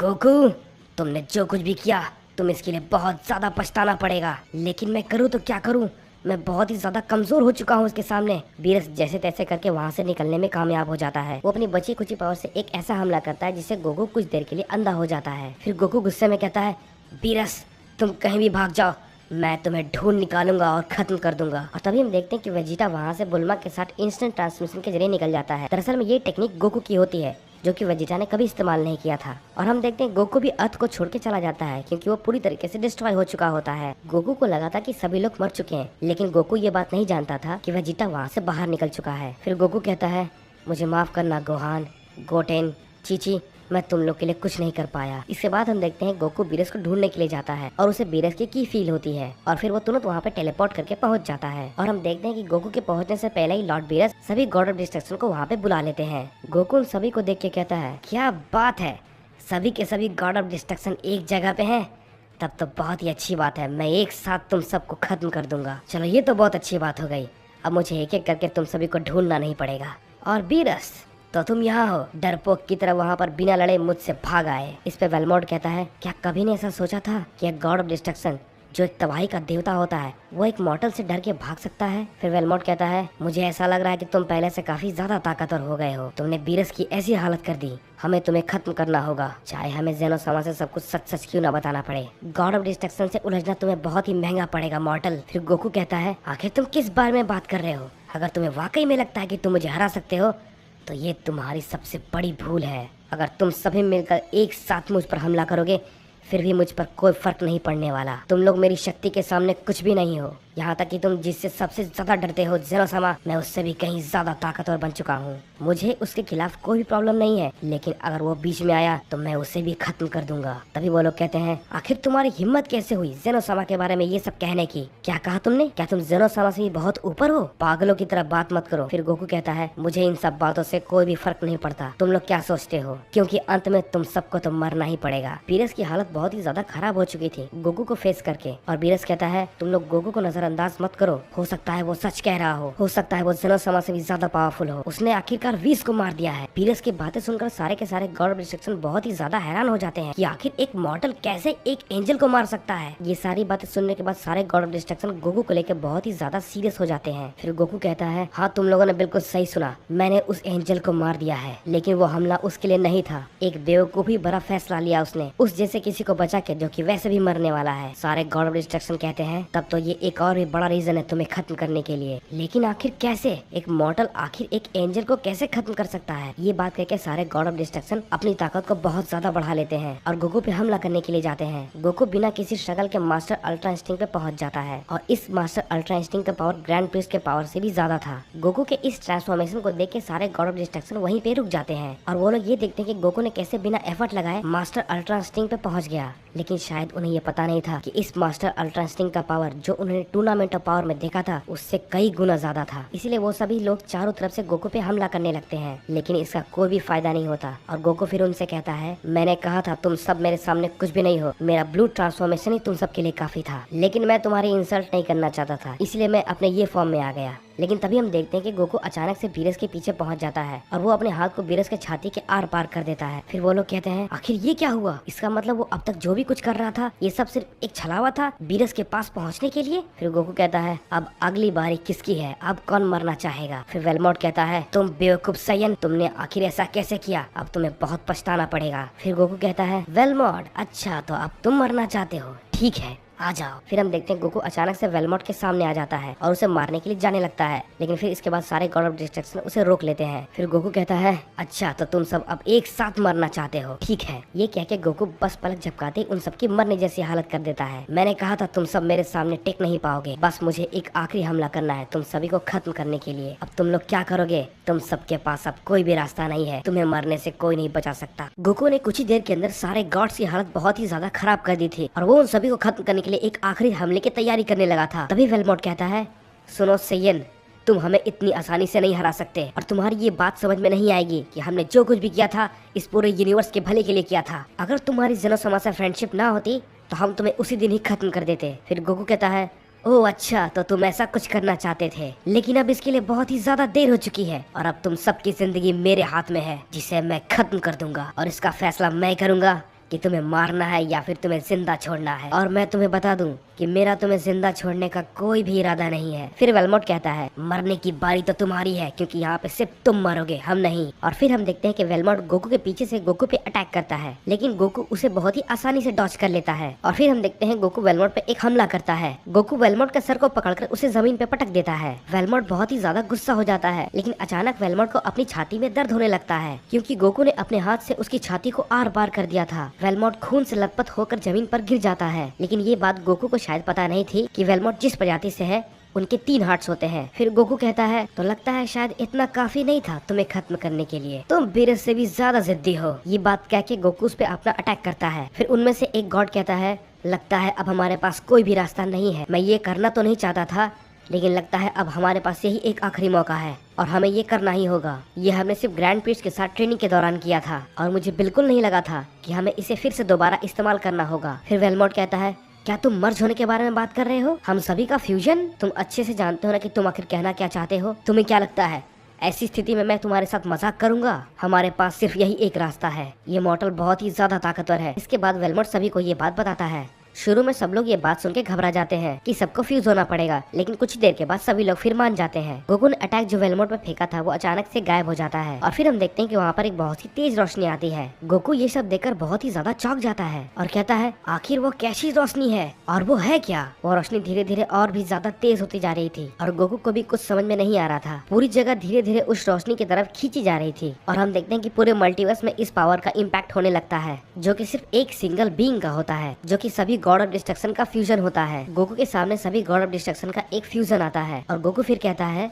आखिर तुम हो कौन और तुमने मेरे हमले का सामना कैसे किया? इसके बाद वो कहता है तुम बिल्कुल सही कह रहे हो सैयन, हम इसे बिल्कुल भी इस्तेमाल नहीं करना चाहते थे, लेकिन तुमने हमें इसके लिए मजबूर कर दिया। तुम हमें इतनी आसानी से नहीं मार सकते, लेकिन अब हम सब लोग जब फ्यूज हो चुके हैं तो तुम हमें अब नहीं मार सकते। कहीं से भी कोई मॉर्टल आता है और सारे गॉड ऑफ डिस्ट्रक्शन की हालत खराब कर देता है, ये कहीं से भी एक्सेप्टेबल नहीं है। गोकू ये बात सुन के कहता है ओ अच्छा तो ये बात है, चलो मुझे लगता है ये अब थोड़ा मजेदार होने वाला है। मैंने तुम पर अटैक किया था, चलो देखते हैं तुम में कितना दम है। तुम अपना हमला मुझ पर करो, मैं तुम्हें एक मौका देता हूँ। चलो तुम अपना सबसे ताकतवर हमला मुझ पर करो, देखता हूँ तुम क्या कर पाते हो। और मैं तुमसे वादा करता हूँ मैं बिल्कुल भी उससे बचने की कोशिश नहीं करूंगा। ये सैयन लगता है पागल हो गया है, ये अपनी मौत को खुद दावत देना चाहता है। और हमें लग रहा था कि ये पहले की तरह बेवकूफ नहीं है, लेकिन ये तो पहले से भी ज्यादा बेवकूफ निकला। शायद वो ये नहीं जानता कि ये अटैक उसे एक बार में ही खत्म कर देगा। फिर हम देखते हैं कि सारे गॉड ऑफ डिस्ट्रक्शन एक अटैक को तैयार करने लगते हैं, जिसे कि हम सोल टर्मिनेटर कहते हैं। वो लोग इस अटैक को गोकू पर फेंकते हैं और कहते हैं तुम्हारा खेल खत्म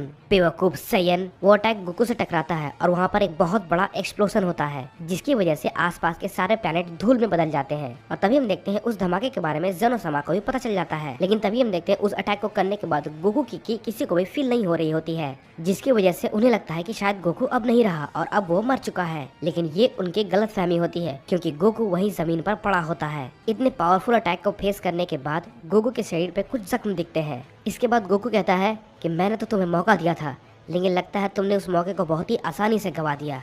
अब मेरी बारी है। और तभी हम देखते हैं गोकू बहुत तेजी से उसकी तरफ बढ़ता है और एक जोरदार पंच उसके पेट पे मारता है, जिससे कि उस पे एक बहुत ही ज्यादा गहरा घाव बन जाता है। और ये देखकर वो चौंक जाता है और कहता है इस सैयन के पास अभी भी इतनी ताकत कैसे है? उसने तो लगभग हम सबकी सांस रोक दी। और ऐसा कहकर वो फ्यूजन गोकू पे अटैक करना शुरू कर देता है। इससे गोकू थोड़ा सा सरप्राइज हो जाता है और कुछ देर बाद हम देखते हैं वो फ्यूजन गोकू पे हावी होने लगता है। ऐसा होते देख गोकू कहता है बस अब तुम्हारा हमला बहुत हो गया, लगता है तुम्हें मुझे अब अपनी पूरी ताकत दिखानी ही होगी। इसके बाद फ्यूजन कहता है क्या ट्रू पावर?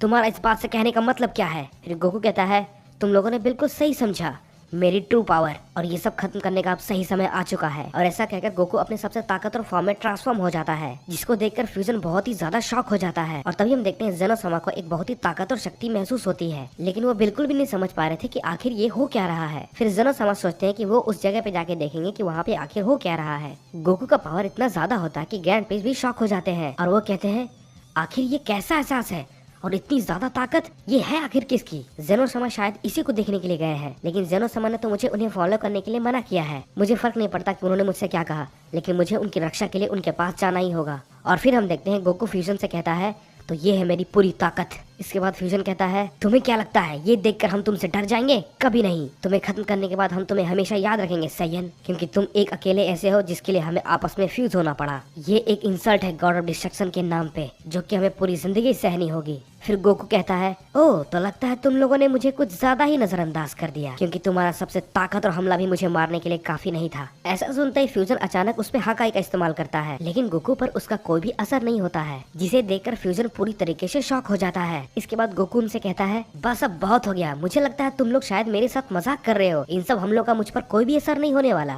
फ्यूजन को ये देखकर बहुत ही झटका लगता है और वो कहता है आखिर कैसे इस मॉडल पे हमारे हाकाई का असर क्यों नहीं हो रहा? ऐसा पहली बार हुआ है कि किसी मॉडल पे हाकाई का असर ना हुआ हो। फिर गोकू कहता है तुम लोग मेरा कुछ भी नहीं बिगाड़ सकते। फिर हम देखते हैं फ्यूजन गोकू के ऊपर अचानक से हमला कर देता है, लेकिन गोकू उन सबको बिना किसी परेशानी के ही डॉज कर लेता है। इसके बाद गोकू फ्यूजन को सिर्फ एक पंच मारता है और वो बहुत दूर जाकर टकरा कर गिरता है और एक जोरदार धमाका होता है। फ्यूजन ये देखकर बहुत ही ज्यादा चौंक जाता है और कहता है आखिर कैसे इस मॉडल ने हमें फिर से सरपास कर दिया, और इसके बावजूद कि हम फ्यूज हो चुके हैं हम इसका कुछ भी नहीं बिगाड़ पा रहे हैं। हमें शायद ये मान लेना चाहिए कि हम इसे नहीं हरा सकते। इसके बाद हम देखते हैं गोकू से थोड़ा सा गुस्सा होकर कहता है तो बताओ अब तुम क्या करोगे? अगर तुम्हारी कोई आखिरी इच्छा है तो मुझे बता दो, लेकिन एक बात माननी पड़ेगी, मैंने कभी सोचा नहीं था कि मुझे इस ट्रांसफॉर्मेशन में आना पड़ेगा और तुम लोग मुझे इसके लिए मजबूर कर दोगे। फिर इसके बाद हम देखते हैं फ्यूजन ये सोचता है कि हमारे पास अब कोई भी रास्ता नहीं है, हमें उस पे अपना हमला जारी रखना होगा, क्योंकि कायरो की तरह मरने से अच्छा है हम उस पर हमला करते हुए मरे, लेकिन उसके सामने हम सभी गॉड्स नहीं झुकेंगे। लेकिन तभी हम देखते हैं गोकू उनसे कहता है ओह तो लगता है तुम्हारी अंतिम इच्छा कुछ भी नहीं है, लगता है तुम लोग बिना कुछ कहे ही शायद मरना चाहते हो, तो ठीक है मरने के लिए तैयार हो जाओ। ये बात कह के गोकू एक अटैक को तैयार करने लगता है। फ्यूजन गोकू को अटैक प्रिपेयर करते हुए देखता है और वो उस पर तुरंत हमला कर देता है। उन्हें ऐसा करता देख गोकू बहुत ही गुस्सा हो जाता है और अपने अटैक को रिलीज करने ही वाला होता है, लेकिन तभी हम देखते हैं गोकू को अपने पीछे अचानक कुछ फील होता है। उसकी वजह से गोकू अपने उस अटैक को कैंसिल कर देता है और जल्दी से पीछे मुड़कर देखा तो ज़ेनोसमा वहाँ पर खड़े थे। गोकू ज़ेनोसमा को देखकर बहुत ही ज्यादा चौंक जाता है और फ्यूजन ज़ेनोसमा को देख के ये कहता है ज़ेनोसमा आखिर ये यहाँ पर क्या कर रहे हैं? फिर ज़ेनोसमा फ्यूजन को देख के कहते हैं तो तुम सब इन सब के जिम्मेदार हो, तुम सब आखिरकार गॉड ऑफ डिस्ट्रक्शन हो, तुम ये कैसे कर सकते हो? कम से कम अपने पोजीशन के बारे में तो सोचा होता इस तरीके की हरकत करने से पहले। इसके बाद ज़ेनोसमा कहते हैं ओह हेलो गोकू, तुम यहाँ पर आखिर क्या कर रहे हो और तुम मुझसे मिलने क्यों नहीं आए? फिर गोकू कहता है मैं भी इसी बारे में कहने वाला था ज़ेनोसमा, मैं कुछ सालों पहले टाइम चेम्बर में ट्रेनिंग के लिए गया हुआ था और इन लोगों ने मुझे वहाँ पर बंद कर दिया था, क्योंकि मैं और आप एक बहुत अच्छे दोस्त थे इसीलिए। फिर ज़ेनोसमा उन सबसे कहते हैं ये आखिर क्या कह रहा है? मैंने तुम लोगों से कहा था इस सैयन से दूर रहो और इसे कोई कुछ भी नहीं करेगा, अब तुम लोगों को इसके लिए सजा मिलेगी। फिर गोकू कहता है ज़ेनोसमा इसकी कोई भी जरूरत नहीं है, मैं अकेला ही काफी हूँ इन सबको खत्म करने के लिए। फिर ज़ेनोसमा कहते हैं गोकू ये तुम क्या कर रहे हो? पनिशमेंट से मेरा मतलब इन सभी को मारना बिल्कुल भी नहीं है, क्योंकि उनके पोजीशन को होल्ड करने वाले सिर्फ यही लोग हैं, इनके अलावा और कोई नहीं उन्हें होल्ड कर सकता, इसीलिए तो मैंने इन्हें कभी भी खत्म नहीं किया, क्योंकि अगर मैं ऐसा करता तो इनके पोजीशन पर बैठाने लायक दूसरा कोई है ही नहीं। फिर गोकू कहता है ज़ेनोसमा मुझे माफ कीजिएगा, लेकिन यही एक रास्ता है मेरे पास इन सबको सबक सिखाने का। फिर ज़ेनोसमा कहते हैं गोकू माना कि मैं तुम्हारा दोस्त हूँ, लेकिन मैं इसके लिए तुम्हें बिल्कुल भी इजाजत नहीं दूंगा। फिर गोकू कहता है ओह तो ऐसी बात है, तो लगता है शायद मुझे आपको भी मारना पड़ेगा। फिर ज़ेनोसमा कहते हैं गोकू अगर तुम सच में ऐसा चाहते हो तो मैं तुम्हें बता दूं, मैं अभी तुरंत तुम्हारा पूरा वजूद मिटा सकता हूँ। फिर गोकू कहता है तो ठीक है जैसा तुम चाहो, मैं पहले तुम्हें ही खत्म करूंगा। गोकू ज़ेनोसमा को लड़ने के लिए चैलेंज करता है, लेकिन ज़ेनोसमा ये देख के कहते हैं गोकू क्या तुम जानते हो तुम ये क्या कर रहे हो? फिर गोकू कहता है ज़ेनोसमा मुझे नहीं लगा था कि आप इसके बीच में आओगे, लेकिन आप इसके बीच में आ रहे हो, इसलिए मुझे आपको भी खत्म करना होगा। मेरा कोई इरादा नहीं था आपको मारने का, लेकिन आपने सिचुएशन को ही ऐसा बना दिया है कि मुझे आपसे अब लड़ना ही होगा। खैर ये सब बात छोड़िए, मुझे अब आपके लिए बुरा लग रहा है कि आप इन सब बेकार गॉड्स को बचाने के लिए मर जाओगे। आप जैसा चाहोगे, चीजें हमेशा वैसा नहीं हो सकती ज़ेनोसमा, आपके पास ये सब सही गलत करने का कोई अधिकार नहीं है। आप इतने लाखों हजारों और करोड़ों साल से जो है इन सब का अब कोई भी मतलब नहीं है, क्योंकि आपको तो ये भी नहीं पता यूनिवर्स को कैसे संभाला जाता है। आप अपने पद के लायक बिल्कुल भी नहीं है ज़ेनोसमा। गोकू की ये बातें सुनकर ज़ेनोसमा बहुत ही ज्यादा हैरान हो जाते हैं, क्योंकि ज़ेनोसमा के साथ किसी ने भी आज तक इस तरीके से बात नहीं की थी। और तभी हम देखते हैं ज़ेनोसमा का एक गार्डियन गोकू पे अटैक करता है और ये कहता है तुम्हारी हिम्मत कैसे हुई ज़ेनोसमा के बारे में ऐसा कहने की? फिर हम देखते हैं ज़ेनोसमा कहते हैं तुम अब वो गोकू नहीं रहे जिसे मैं जानता था, तो अब तुम्हें खत्म करने में मुझे कोई भी फर्क नहीं पड़ने वाला। ऐसा कह के ज़ेनोसमा अपना हाथ ऊपर करके एक टेक्निक का इस्तेमाल करते हैं, जिस टेक्निक से टूर्नामेंट ऑफ पावर में ज़ेनोसमा ने यूनिवर्स को खत्म किया था, और इस बार इस टेक्निक का इस्तेमाल गोकू पर किया जाता है। इस टेक्निक को इस्तेमाल करने के बाद सभी लोग एकदम शांत हो जाते हैं और वहाँ का माहौल बिल्कुल चुप सा हो जाता है। फिर ज़ेनोसमा कहते हैं मुझे चैलेंज करके उसने बहुत बड़ी गलती कर दी, अगर वो ये सब ना करता तो शायद मैं उसे जिंदा छोड़ देता, ये सब उसकी बेवकूफी की वजह से हुआ है। फ्यूजन ने ये सब देखकर ज़ेनोसमा को धन्यवाद कहा था गोकू को खत्म करने के लिए, क्योंकि अगर जेनो समा वहाँ पे नहीं आते तो गोकू शायद फ्यूजन को खत्म कर देता। इसके बाद जेनो समा ये डिसाइड करते हैं कि वो गॉड को पनिशमेंट नहीं देंगे, क्योंकि उन लोगों ने उस सिचुएशन में जो भी कुछ किया था वो बिल्कुल सही था। इसके बाद हम देखते हैं फ्यूजन जेनो समा से ये रिक्वेस्ट करते हैं कि वो उन्हें अलग कर दे, क्योंकि वो खुद अपने आप से अलग नहीं हो पा रहा था। लेकिन जेनो समा के कुछ करने से पहले ही हम देखते हैं कि फ्यूजन की छाती को कोई चीर के रख देता है। सब लोग के चेहरे बिल्कुल डरे हुए और बहुत ही ज्यादा हैरान हो जाते हैं, क्योंकि जेनो समा के उस टेक्निक को इस्तेमाल करने के बावजूद भी गोकू जिंदा बच जाता है। फ्यूजन जमीन पर गिर जाता है और कहता है वो अभी भी जिंदा कैसे है? जेनो समा ने तो उसे हमारे सामने ही खत्म कर दिया था, वो जेनो समा के हमले से बच कैसे गया? और ऐसा कह के फ्यूजन धीरे धीरे धूल बनकर खत्म हो जाता है। जेनो समा बहुत शॉक होकर कहते हैं क्या? लेकिन क्यों? तुमने ऐसा क्यों किया? तुमने उन्हें खत्म क्यों कर दिया? तुम्हें ऐसा नहीं करना चाहिए था। और तुम जिंदा कैसे बच गए मेरे हमले से? इसके बाद हम देखते हैं गोकू कहता है इस तरीके के हमले मुझ पर कोई भी असर नहीं कर सकते, समझे जेनो समा? और अब हमला करने की बारी मेरी है। फिर जेनो समा कहते हैं अपना मुंह बंद रखो। फिर जेनो समा अपने गार्डियन से कहते हैं जाओ गार्डियंस उस पर हमला करो। अब ये बात सुनते ही दोनों गार्डियंस गोकू पर हमला करना शुरू कर देते हैं। दोनों के अटैक का कॉम्बिनेशन टाइमिंग एकदम परफेक्ट होता है, इसीलिए गोकू को शुरू में थोड़ी थोड़ी दिक्कत होने लगती है, लेकिन ये दिक्कत ज्यादा देर के लिए गोकू को नहीं होती। थोड़ी ही देर बाद गोकू उन दोनों को ही हरा देता है और उनसे कहता है जेनो समा आपके पास एक अच्छा मौका था मुझे मारने का, लेकिन आपने उसे बर्बाद कर दिया और अब हमला करने की बारी मेरी है। और ये बात कहने के बाद गोकू जेनो समा पे हमला करने के लिए जाता है, लेकिन तभी हम देखते हैं ग्रैंड प्रीस्ट वहाँ पर आ जाते हैं और वो गोकू का रास्ता रोक लेते हैं। ये सब देखकर जेनो समा कहते हैं ग्रैंड प्रीस्ट तुम यहाँ पर क्या कर रहे हो? मैंने तुम्हें मुझे फॉलो करने के लिए मना किया था ना? फिर ग्रैंड प्रीस्ट कहते हैं जेनो समा मुझे आपकी बहुत फिक्र हो रही थी, इसीलिए मैं आपके पीछे पीछे आ गया। और ये गोकू अब पहले वाले गोकू की तरह नहीं है, मुझे नहीं पता, लेकिन ये अब बहुत ही ज्यादा ताकतवर बन चुका है। लेकिन कैसे? इसके बाद हम देखते हैं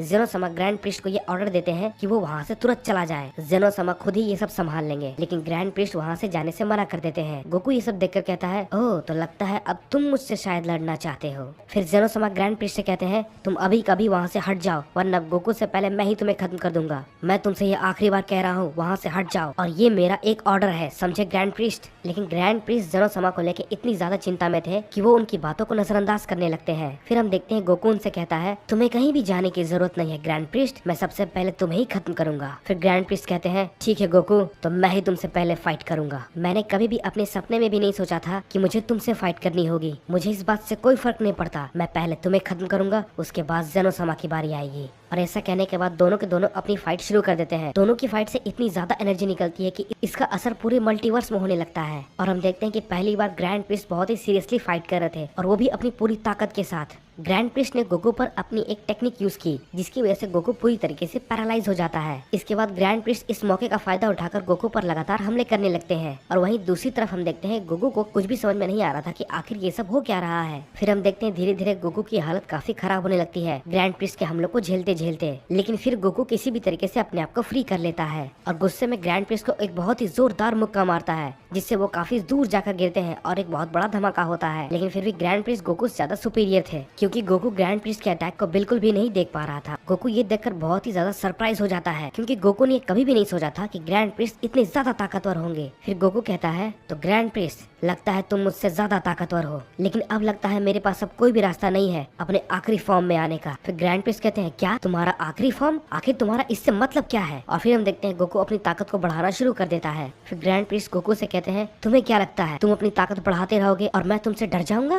और फिर हम देखते हैं जैसे ही धूल हटती है गोकू का एक नया फॉर्म सामने आता है, जो कि पहले से भी काफी ज्यादा गुना ताकतवर होता है। और ये देखकर ग्रैंड प्रीस्ट बहुत ही ज्यादा चौंक जाते हैं। और फिर गोकू कहता है ये है मेरा आखिरी फॉर्म, मुझे इस ताकत तक पहुँचने के लिए कई 100 साल लग गए। मैंने इस फॉर्म का इस्तेमाल करना कभी नहीं चाहा था, तुम पहले होगे जिसपे मैं इसका इस्तेमाल करने वाला हूँ और तुम बहुत पछताने वाले हो कि तुमने मुझे लड़ाई की चुनौती क्यों दी। ग्रैंड प्रीस्ट कहते हैं आखिर ये कैसे संभव है? एक मॉर्टल इस फॉर्म तक आखिरकार कैसे पहुंच सकता है? आखिर कैसे? अगर मैं अल्ट्रा इंस्टिंक्ट फॉर्म की बात करूं तो वो भी कुछ गिने चुने लोगों ने ही किया है, यहाँ तक कि मैं भी इस फॉर्म तक सिर्फ 2 बार ही पहुँच पाया हूँ, तो ये एक मॉर्टल आखिर कैसे? फिर ग्रैंड प्रीस्ट कहते हैं सन गोकू तुम सबके लिए एक बहुत बड़ा खतरा हो और तुम्हें मरना ही होगा। ऐसा कह के ग्रैंड प्रीस्ट गोकू पे फुल स्पीड में अटैक करने के लिए जाते हैं, लेकिन वो अपना कोई भी हमला गोकू पे नहीं कर पा रहे थे। गोकू उनके सारे हमलों को बहुत ही आसानी से डॉज कर जा रहा था। फिर गोकू कहता है कि चलो अब मान भी जाओ, मैं तुमसे कहीं ज्यादा ताकतवर हूँ ग्रैंड प्रीस्ट। तुमने कभी अपने सपने में भी नहीं सोचा होगा कि एक मॉर्टल तुमसे ज्यादा ताकतवर हो जाएगा। ग्रैंड प्रीस्ट, मैं तुम्हें एक मौका देता हूँ, तुम चाहो तो यहाँ से जिंदा बच के जा सकते हो, मैं तुम्हें कुछ भी नहीं करूंगा अगर तुम मुझे दोबारा परेशान नहीं करोगे तो। जेनो समा ये सब काफी दूर से देख रहे थे और वो ग्रैंड प्रीस्ट से कहते हैं, मैंने तुमसे कहा था कि तुम यहाँ से जल्द निकल जाओ, अगर तुम यहाँ से नहीं गए तो उससे पहले मैं ही तुम्हें खत्म कर दूंगा। गोकू जेनो समा से कहता है, तो जेनो समा, तो अब ये आपको भी लगने लगा है कि आप भी मुझे खत्म कर सकते हैं। जेनो समा गोकू से कहते हैं, मुझे अपनी आधी पावर का भी यूज नहीं करना पड़ेगा तुम्हें खत्म करने के लिए। और ये बात कह के जेनो समा अपने गार्डियंस के पास पहुंच जाते हैं और उनके साथ मर्ज हो जाते हैं और जेनो समा अपने असली फॉर्म में आ जाते हैं। गोकू ये सब देख के कहता है, तुम भी दोनों के साथ मर्ज हो गए। इसके बाद जेनो समा कहते हैं, हाँ बिल्कुल सही, और अब यही तुम्हारा अंत होगा सन गोकू। सो गाइस, ये थी पूरी की पूरी वीडियो। अगर वीडियो अच्छा लगा हो तो वीडियो को लाइक जरूर करना और चैनल को सब्सक्राइब करना बिल्कुल मत भूलना, क्योंकि वीडियो को बनाने में बहुत ज्यादा मेहनत लगी है और वीडियो के ओरिजिनल क्रिएटर का लिंक डिस्क्रिप्शन में दिया हुआ है, तो जाओ जाके उन्हें भी सब्सक्राइब करो और उन्हें भी सपोर्ट करो। और हाँ, कमेंट में नेक्स्ट पार्ट लिखना बिल्कुल भी मत भूलना। तो मैं मिलता हूँ आपसे अगली वीडियो में, तब तक के लिए bye bye and keep supporting अस।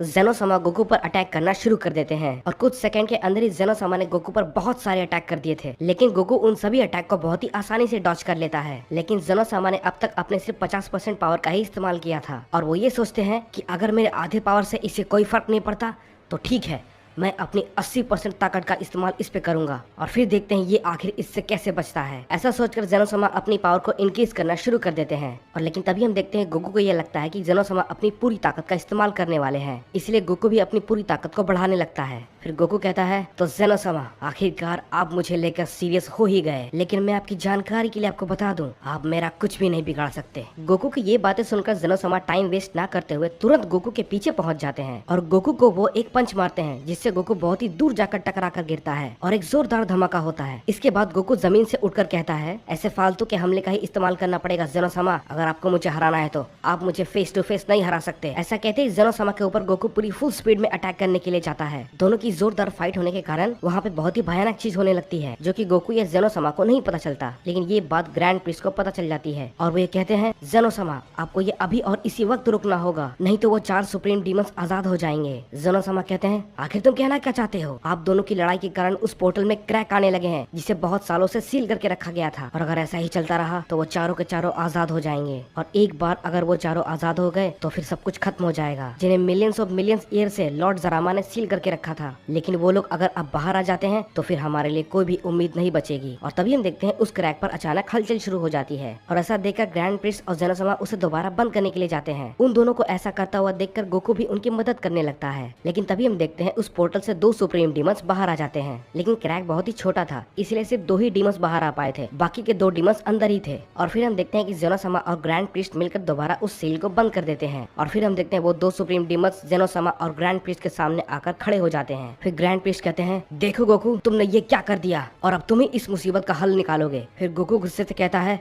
आखिर तुम कहना क्या चाहते हो? अगर तुम लोग मुझे बंद नहीं करते तो ऐसा कभी होता ही नहीं। फिर ग्रैंड प्रिस्ट कहते हैं, अपना मुंह बंद रखो सयन, तुम्हारे इस बेवकूफी के कारण सारे के सारे यूनिवर्स की जान दांव पे लगी है। ऐसा कहकर ग्रैंड प्रिस्ट और जेनो समा वहाँ से जल्द निकल जाते हैं और फिर हम देखते हैं वेजिटा को, जो कि अर्थ के डिस्ट्रक्शन से पहले वहाँ से निकल गया था। वो प्लेनेट यार्ड्राट पे वहाँ के लोगों के साथ ट्रेनिंग कर रहा था। यार्ड्राट के लोगों ने वेजिटा की ट्रेनिंग के लिए अर्थ के जैसा ही एक जगह बनाया था जहाँ पर वेजिटा ट्रेनिंग कर रहा था। ये जगह बिल्कुल टाइम चेंबर की तरह होता है। वेजिटा भले ही दूसरे डायमेंशन में था, लेकिन उन्हें उन डीमंस का पावर महसूस हो रहा था। और तभी वेजिटा कहता है, क्या किसकी ताकत है ये? कैकारोट के सामने ये 2 बिंग आखिर है कौन? इनकी पावर का कोई लिमिट ही नहीं है, आखिर ये सब चल क्या रहा है? और तभी हम देखते हैं गोकू उन दोनों डीमंस के सामने खड़ा होता है और उनमें से एक डीमन गोकू से कहता है, हे तुम, आखिर तुम हो कौन? कहीं तुम जेनो समा के दोस्त तो नहीं? फिर गोकू गुस्से में जवाब देता है, मैं किसी का भी दोस्त नहीं हूँ, कम से कम उस जेनो समा का तो बिल्कुल भी नहीं। फिर वो डीमंस कहते हैं, फिर भी कोई फर्क नहीं पड़ता, हम काफी समय के बाद आजाद हुए हैं, तो हमारा पहला शिकार तुम बनोगे मॉर्टल। हे कामोरी, चलो जल्दी से इसका खेल खत्म करो, जैसा तुम कहो। फिर गोकू मनी मन सोचता है, तो तुम दोनों मुझे फेस करोगे तो ठीक है, लेकिन मुझे बहुत ही सावधानी बरतनी पड़ेगी क्योंकि मैं बिल्कुल भी नहीं जानता इनके पास किस तरह की टेक्निक्स होंगी। फिर उनमें से एक डीमन कहता है, चलो मैं तुम्हें एक मौका देता हूँ मॉर्टल, जितना हो सके हम पर जोर लगाकर हमला करो, मैं वादा करता हूँ मैं यहाँ से बिल्कुल भी नहीं हिलूंगा। और इसके बाद हम देखते हैं उस डीमन पर गोकू अटैक करने लगता है और हम देखते हैं कुछ ही सेकंड के अंदर ही गोकू ने उस डीमन की बहुत ही बुरी हालत कर दी होती है। और गोकू कहता है, मैंने तो जितना आसान सोचा था ये तो उससे कहीं ज्यादा आसान निकला, तुमने तो मुझे बहुत ही ज्यादा निराश कर दिया है। लेकिन ऐसा कहते ही गोकू अपने पीठ पे बहुत ही ज्यादा जोरदार किक को महसूस करता है, जो कि उसी डीमन का होता है जिसे थोड़ी देर पहले गोकू ने मारा था। फिर गोकू देखता है उस डीमन के शरीर में जितने भी जख्म होते हैं सारे के सारे अचानक गायब हो जाते हैं। वो डीमन फिर से गोकू पे अटैक करने के लिए आता है, लेकिन गोकू ने फिर से उसकी वही हालत कर दी। लेकिन गोकू जितनी बार भी उस डीमन पे अटैक कर रहा था वो डीमन हर बार रिकवर हो जा रहा था। गोकू ने जैसा सोचा था बिल्कुल वैसा ही होता है। गोकू ने जितनी बार भी उस पे अटैक किया, जितने पंच भी उसे मारे, वो हर बार अपने आप को ठीक कर ले रहा था। और यहाँ हमें पता चलता है कि वो डीमन धीरे धीरे करके गोकू की पावर को एब्जॉर्ब कर रहा था। और फिर वो कहता है, इतनी ताकत काफी होगी तुम्हें मारने के लिए। मुझे अपने विरोधी की ताकत को एब्जॉर्ब करके उसे मारने में बहुत ही ज्यादा मजा आता है। और फिर हम देखते हैं गोकू अपने फाइनल ट्रांसफॉर्मेशन से घट के अपने सेकंड ट्रांसफॉर्मेशन में आ जाता है। आखिर ये क्या हो रहा है मेरे साथ? आखिर तुमने मेरे साथ क्या किया है? मैं इस फॉर्म में कैसे आ गया? मैंने कुछ नहीं किया, तुमने अपनी ताकत खुद ही मुझे दी है। तुमने जितनी बार भी मुझ पर हमला किया धीरे धीरे करके तुम्हारी सारी ताकत मुझ में आती गई। ऐसा कुछ भी नहीं होता। अगर तुमने मुझे इतने पंच ना मारे होते तो शायद मैं तुम्हारे सामने नहीं टिक पाता। अपना मुंह बंद रखो डीमन। ये बात कहकर गोकू उस पर दोबारा से हमला करने लगता है और इस बार गोकू और भी ज्यादा जोर लगाता है और धीरे धीरे करके गोकू अपनी सारी ताकत खोता रहता है। क्या बात है, इस मॉर्टल के पास तो बहुत ज्यादा ताकत है, लेकिन इसे ये इस्तेमाल करना बिल्कुल भी नहीं आता। गोकू फिर गुस्से में कहता है, तुम बेवकूफ शैतान, तुमने मेरी पूरी ताकत छीन ली। मैं वादा करता हूँ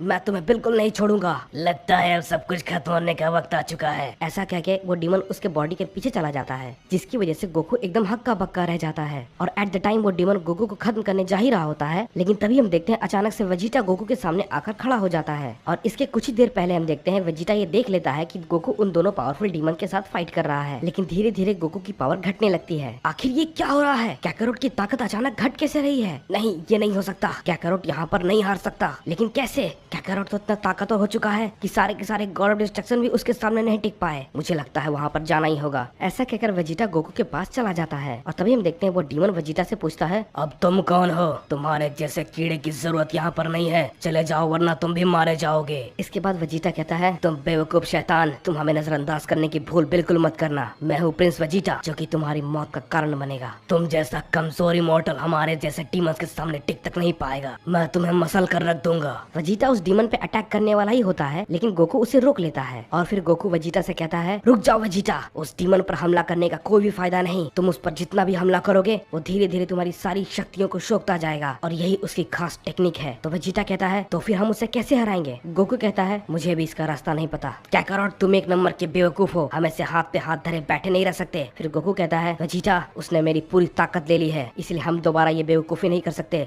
वो और ज्यादा ताकतवर बन जाएगा। फिर वो डीमन कहता है, क्या हुआ मॉर्टल, तुम तो मुझ पर हमला करने वाले थे, कहीं तुम्हें डर तो नहीं लग रहा ना? ये बात सुनकर वेजिटा बहुत ही गुस्सा हो जाता है और वो उस पर हमला करने के लिए चला जाता है। लेकिन हम देखते हैं कुछ ही देर के बाद वेजिटा का भी गोकू की तरह हालत हो जाता है। मुझ पर हमला करने का यही नतीजा होता है मॉर्टल। चलो अब तुम्हें खत्म करने का टाइम आ गया है, मरने के लिए तैयार हो जाओ। तभी हम देखते हैं अचानक वेजिटा खड़ा हो जाता है और गोकू से कहता है, हे कैकारोट, क्या तुम्हारा हमेशा के लिए सोने का इरादा है? उठ जाओ, अगर तुम मेरे साथ आ रहे हो तो ठीक है, वरना मैं उसे अकेले ही लड़ने के लिए जा रहा हूँ। फिर गोकू कहता है, क्या बात कर रहे हो वेजिटा, मैं तुम्हें अकेले इस फाइट का मजा लेने बिल्कुल भी नहीं दूंगा, इस पे मेरा भी हक है। वो डीमन बहुत ही चौंक जाता है और उनकी तरफ देखकर ये सोचता है, आखिर बात क्या है, ये दोनों फिर से कैसे खड़े हो गए? और फिर हम देखते हैं वेजिटा और गोकू वापस से अपना पावर अप करना शुरू कर देते हैं और गोकू अपना सबसे पावरफुल का सेकंड स्टेज तक पहुंच जाता है। और वहीं हम देखते हैं कि वेजिटा ने भी एक बहुत ही ताकतवर ट्रांसफॉर्मेशन को अनलॉक कर लिया था। फिर गोकू ये देखकर कहता है, वेजिटा, तुम इस लेवल पे कैसे पहुंच गए? और मैं तो ये सोच के हैरान हूँ कि तुम अब तक जिंदा कैसे हो? कैकारोट,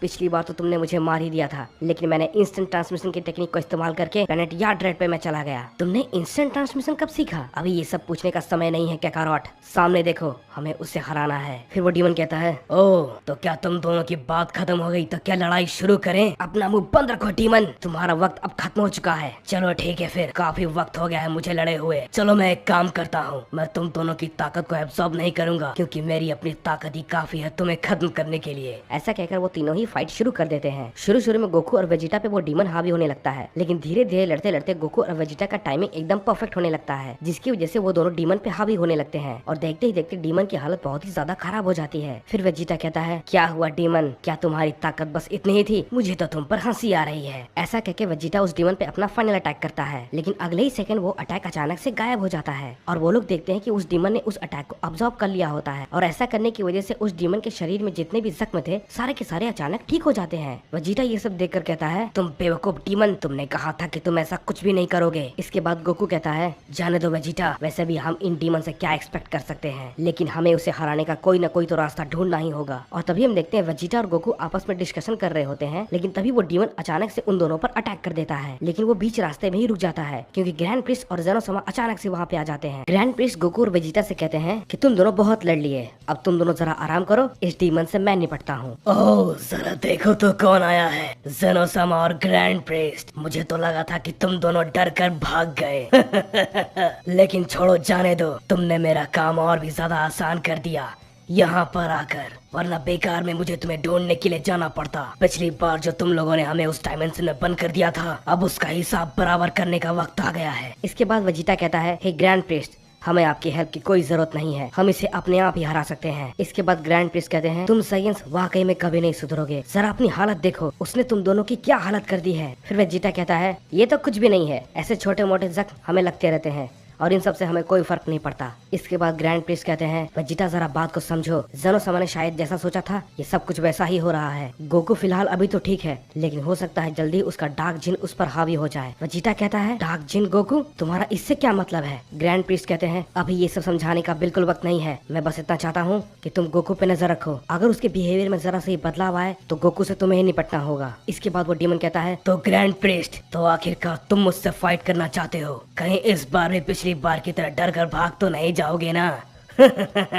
इसके बाद ग्रैंड प्रिस्ट कहते हैं, तुम्हें क्या लगता है कि मैं मिलियन साल पहले जैसा था अभी भी वैसा ही हूँ? तुम उस मॉर्टल को तो देख रहे हो गोकू, तुम मुझसे ज्यादा ताकतवर तो नहीं हो, लेकिन बस ये जो तुम्हारी बेकार सी एबिलिटी है दूसरों की शक्ति को सोखने का, इसी कारण से तुम अभी तक जिंदा हो, लेकिन वो मॉर्टल भी मेरे सामने नहीं टिक पाएगा। तो तुम अंदाजा लगा सकते हो मेरी ताकत का। और तुम्हें कोई गलत फहमी हो रही है, मैं तुमसे तो बिल्कुल भी नहीं लड़ने वाला, मैं तो उससे फाइट करने वाला हूँ जो इतनी देर से काफी दूर से सब कुछ देख रहा है। फिर इसके बाद दूसरा डीमन कहता है, हे कैमोरी, हम कुछ मिलियन साल के लिए क्या उस डायमेंशन में चले गए? इसे लगता है कि ये हमें हरा सकता है। उस डीमन के ऐसा कहते ही हम देखते हैं कि ग्रैंड प्रिस्ट एक पलक झपकाते ही उस डीमन पर हमला कर देते हैं, जिसकी वजह से वो डीमन काफी दूर जाकर गिरता है और एक बड़ा धमाका होता है। ऐसा होता देखकर दूसरा डीमन तुरंत ग्रैंड प्रिस्ट पर हमला करने के लिए जाता है, लेकिन वो तुरंत अपने आसपास एक बना हुआ शील्ड पाता है और वो दिखता है कि वो एक शील्ड के अंदर कैद हो चुका है, जो कि ज़ेनोसमा ने बनाया होता है स्पेशली उस डीमन के लिए। ज़ेनोसमा ने और ग्रैंड प्रिस्ट ने कई हजारों लाखों साल पहले इन डीमंस को फेस किया था, तो उन्हें पता है कि इन डीमंस को आखिर कैसे हराना है, इसीलिए उन्हें लगभग इन डीमंस की सारी कमजोरियों के बारे में पता होता है। इसके बाद वो डीमन कहता है, बेवकूफ ज़ेनो,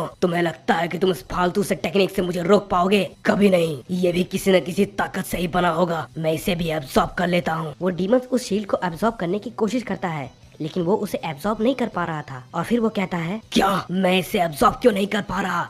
आखिर ये क्या हो रहा है? इसके बाद ग्रैंड प्रिस्ट कहते हैं, क्योंकि वो किसी पावर से बना ही नहीं है, उसे एक खास तरीके के मटेरियल से बनाया गया है, वो भी खासकर तुम्हारे लिए। और तुम कुछ कह रहे थे कि हम तुम्हें देखकर डर कर भाग गए थे। तुम बेवकूफ, हम जिसके लिए गए थे ये शील्ड उनमें से ही एक है। और तभी हम देखते हैं वो डीमन उस शील्ड पर अटैक करने लगता है। फिर ग्रैंड प्रिस्ट कहते हैं, इसका कोई भी फायदा नहीं होने वाला, चाहे तुम जितने भी हमले कर लो, ये खासकर तुम्हारे लिए ही बनाया गया है। ग्रैंड प्रिस्ट के ऐसा कहते ही हम देखते हैं कि वो दूसरा डीमन ग्रैंड प्रिस्ट पर अटैक करने के लिए सामने आता है। ग्रैंड प्रिस्ट ये देखते ही अपने अटैक को तैयार करने लगते हैं, लेकिन वो डीमन कुछ ज्यादा ही तेज था और वो ग्रैंड प्रिस्ट के अटैक को पूरा होने से पहले ही उस पर हमला कर देते हैं, जिसकी वजह से ग्रैंड प्रिस्ट को थोड़ी सी चोट लग जाती है। तुम पिछले बार से काफी ताकतवर हो चुके हो ग्रैंड प्रिस्ट, मैंने तो कभी ये नहीं सोचा था कि तुम इतने ताकतवर हो जाओगे, लेकिन फिर भी इतनी ताकत काफी नहीं होगी मुझे हराने के लिए। फिर ग्रैंड प्रिस्ट कहते हैं, आखिर तुम्हें किसने कहा कि मैं अपनी पूरी ताकत का इस्तेमाल कर रहा हूँ? मैं तो मुश्किल से अपनी 50% ताकत का भी इस्तेमाल नहीं कर रहा। ये बात सुनते ही वो डीमन बहुत ही हैरान हो जाता है और सोचने लगता है, क्या सिर्फ 50% ताकत? मुझे नहीं लगता,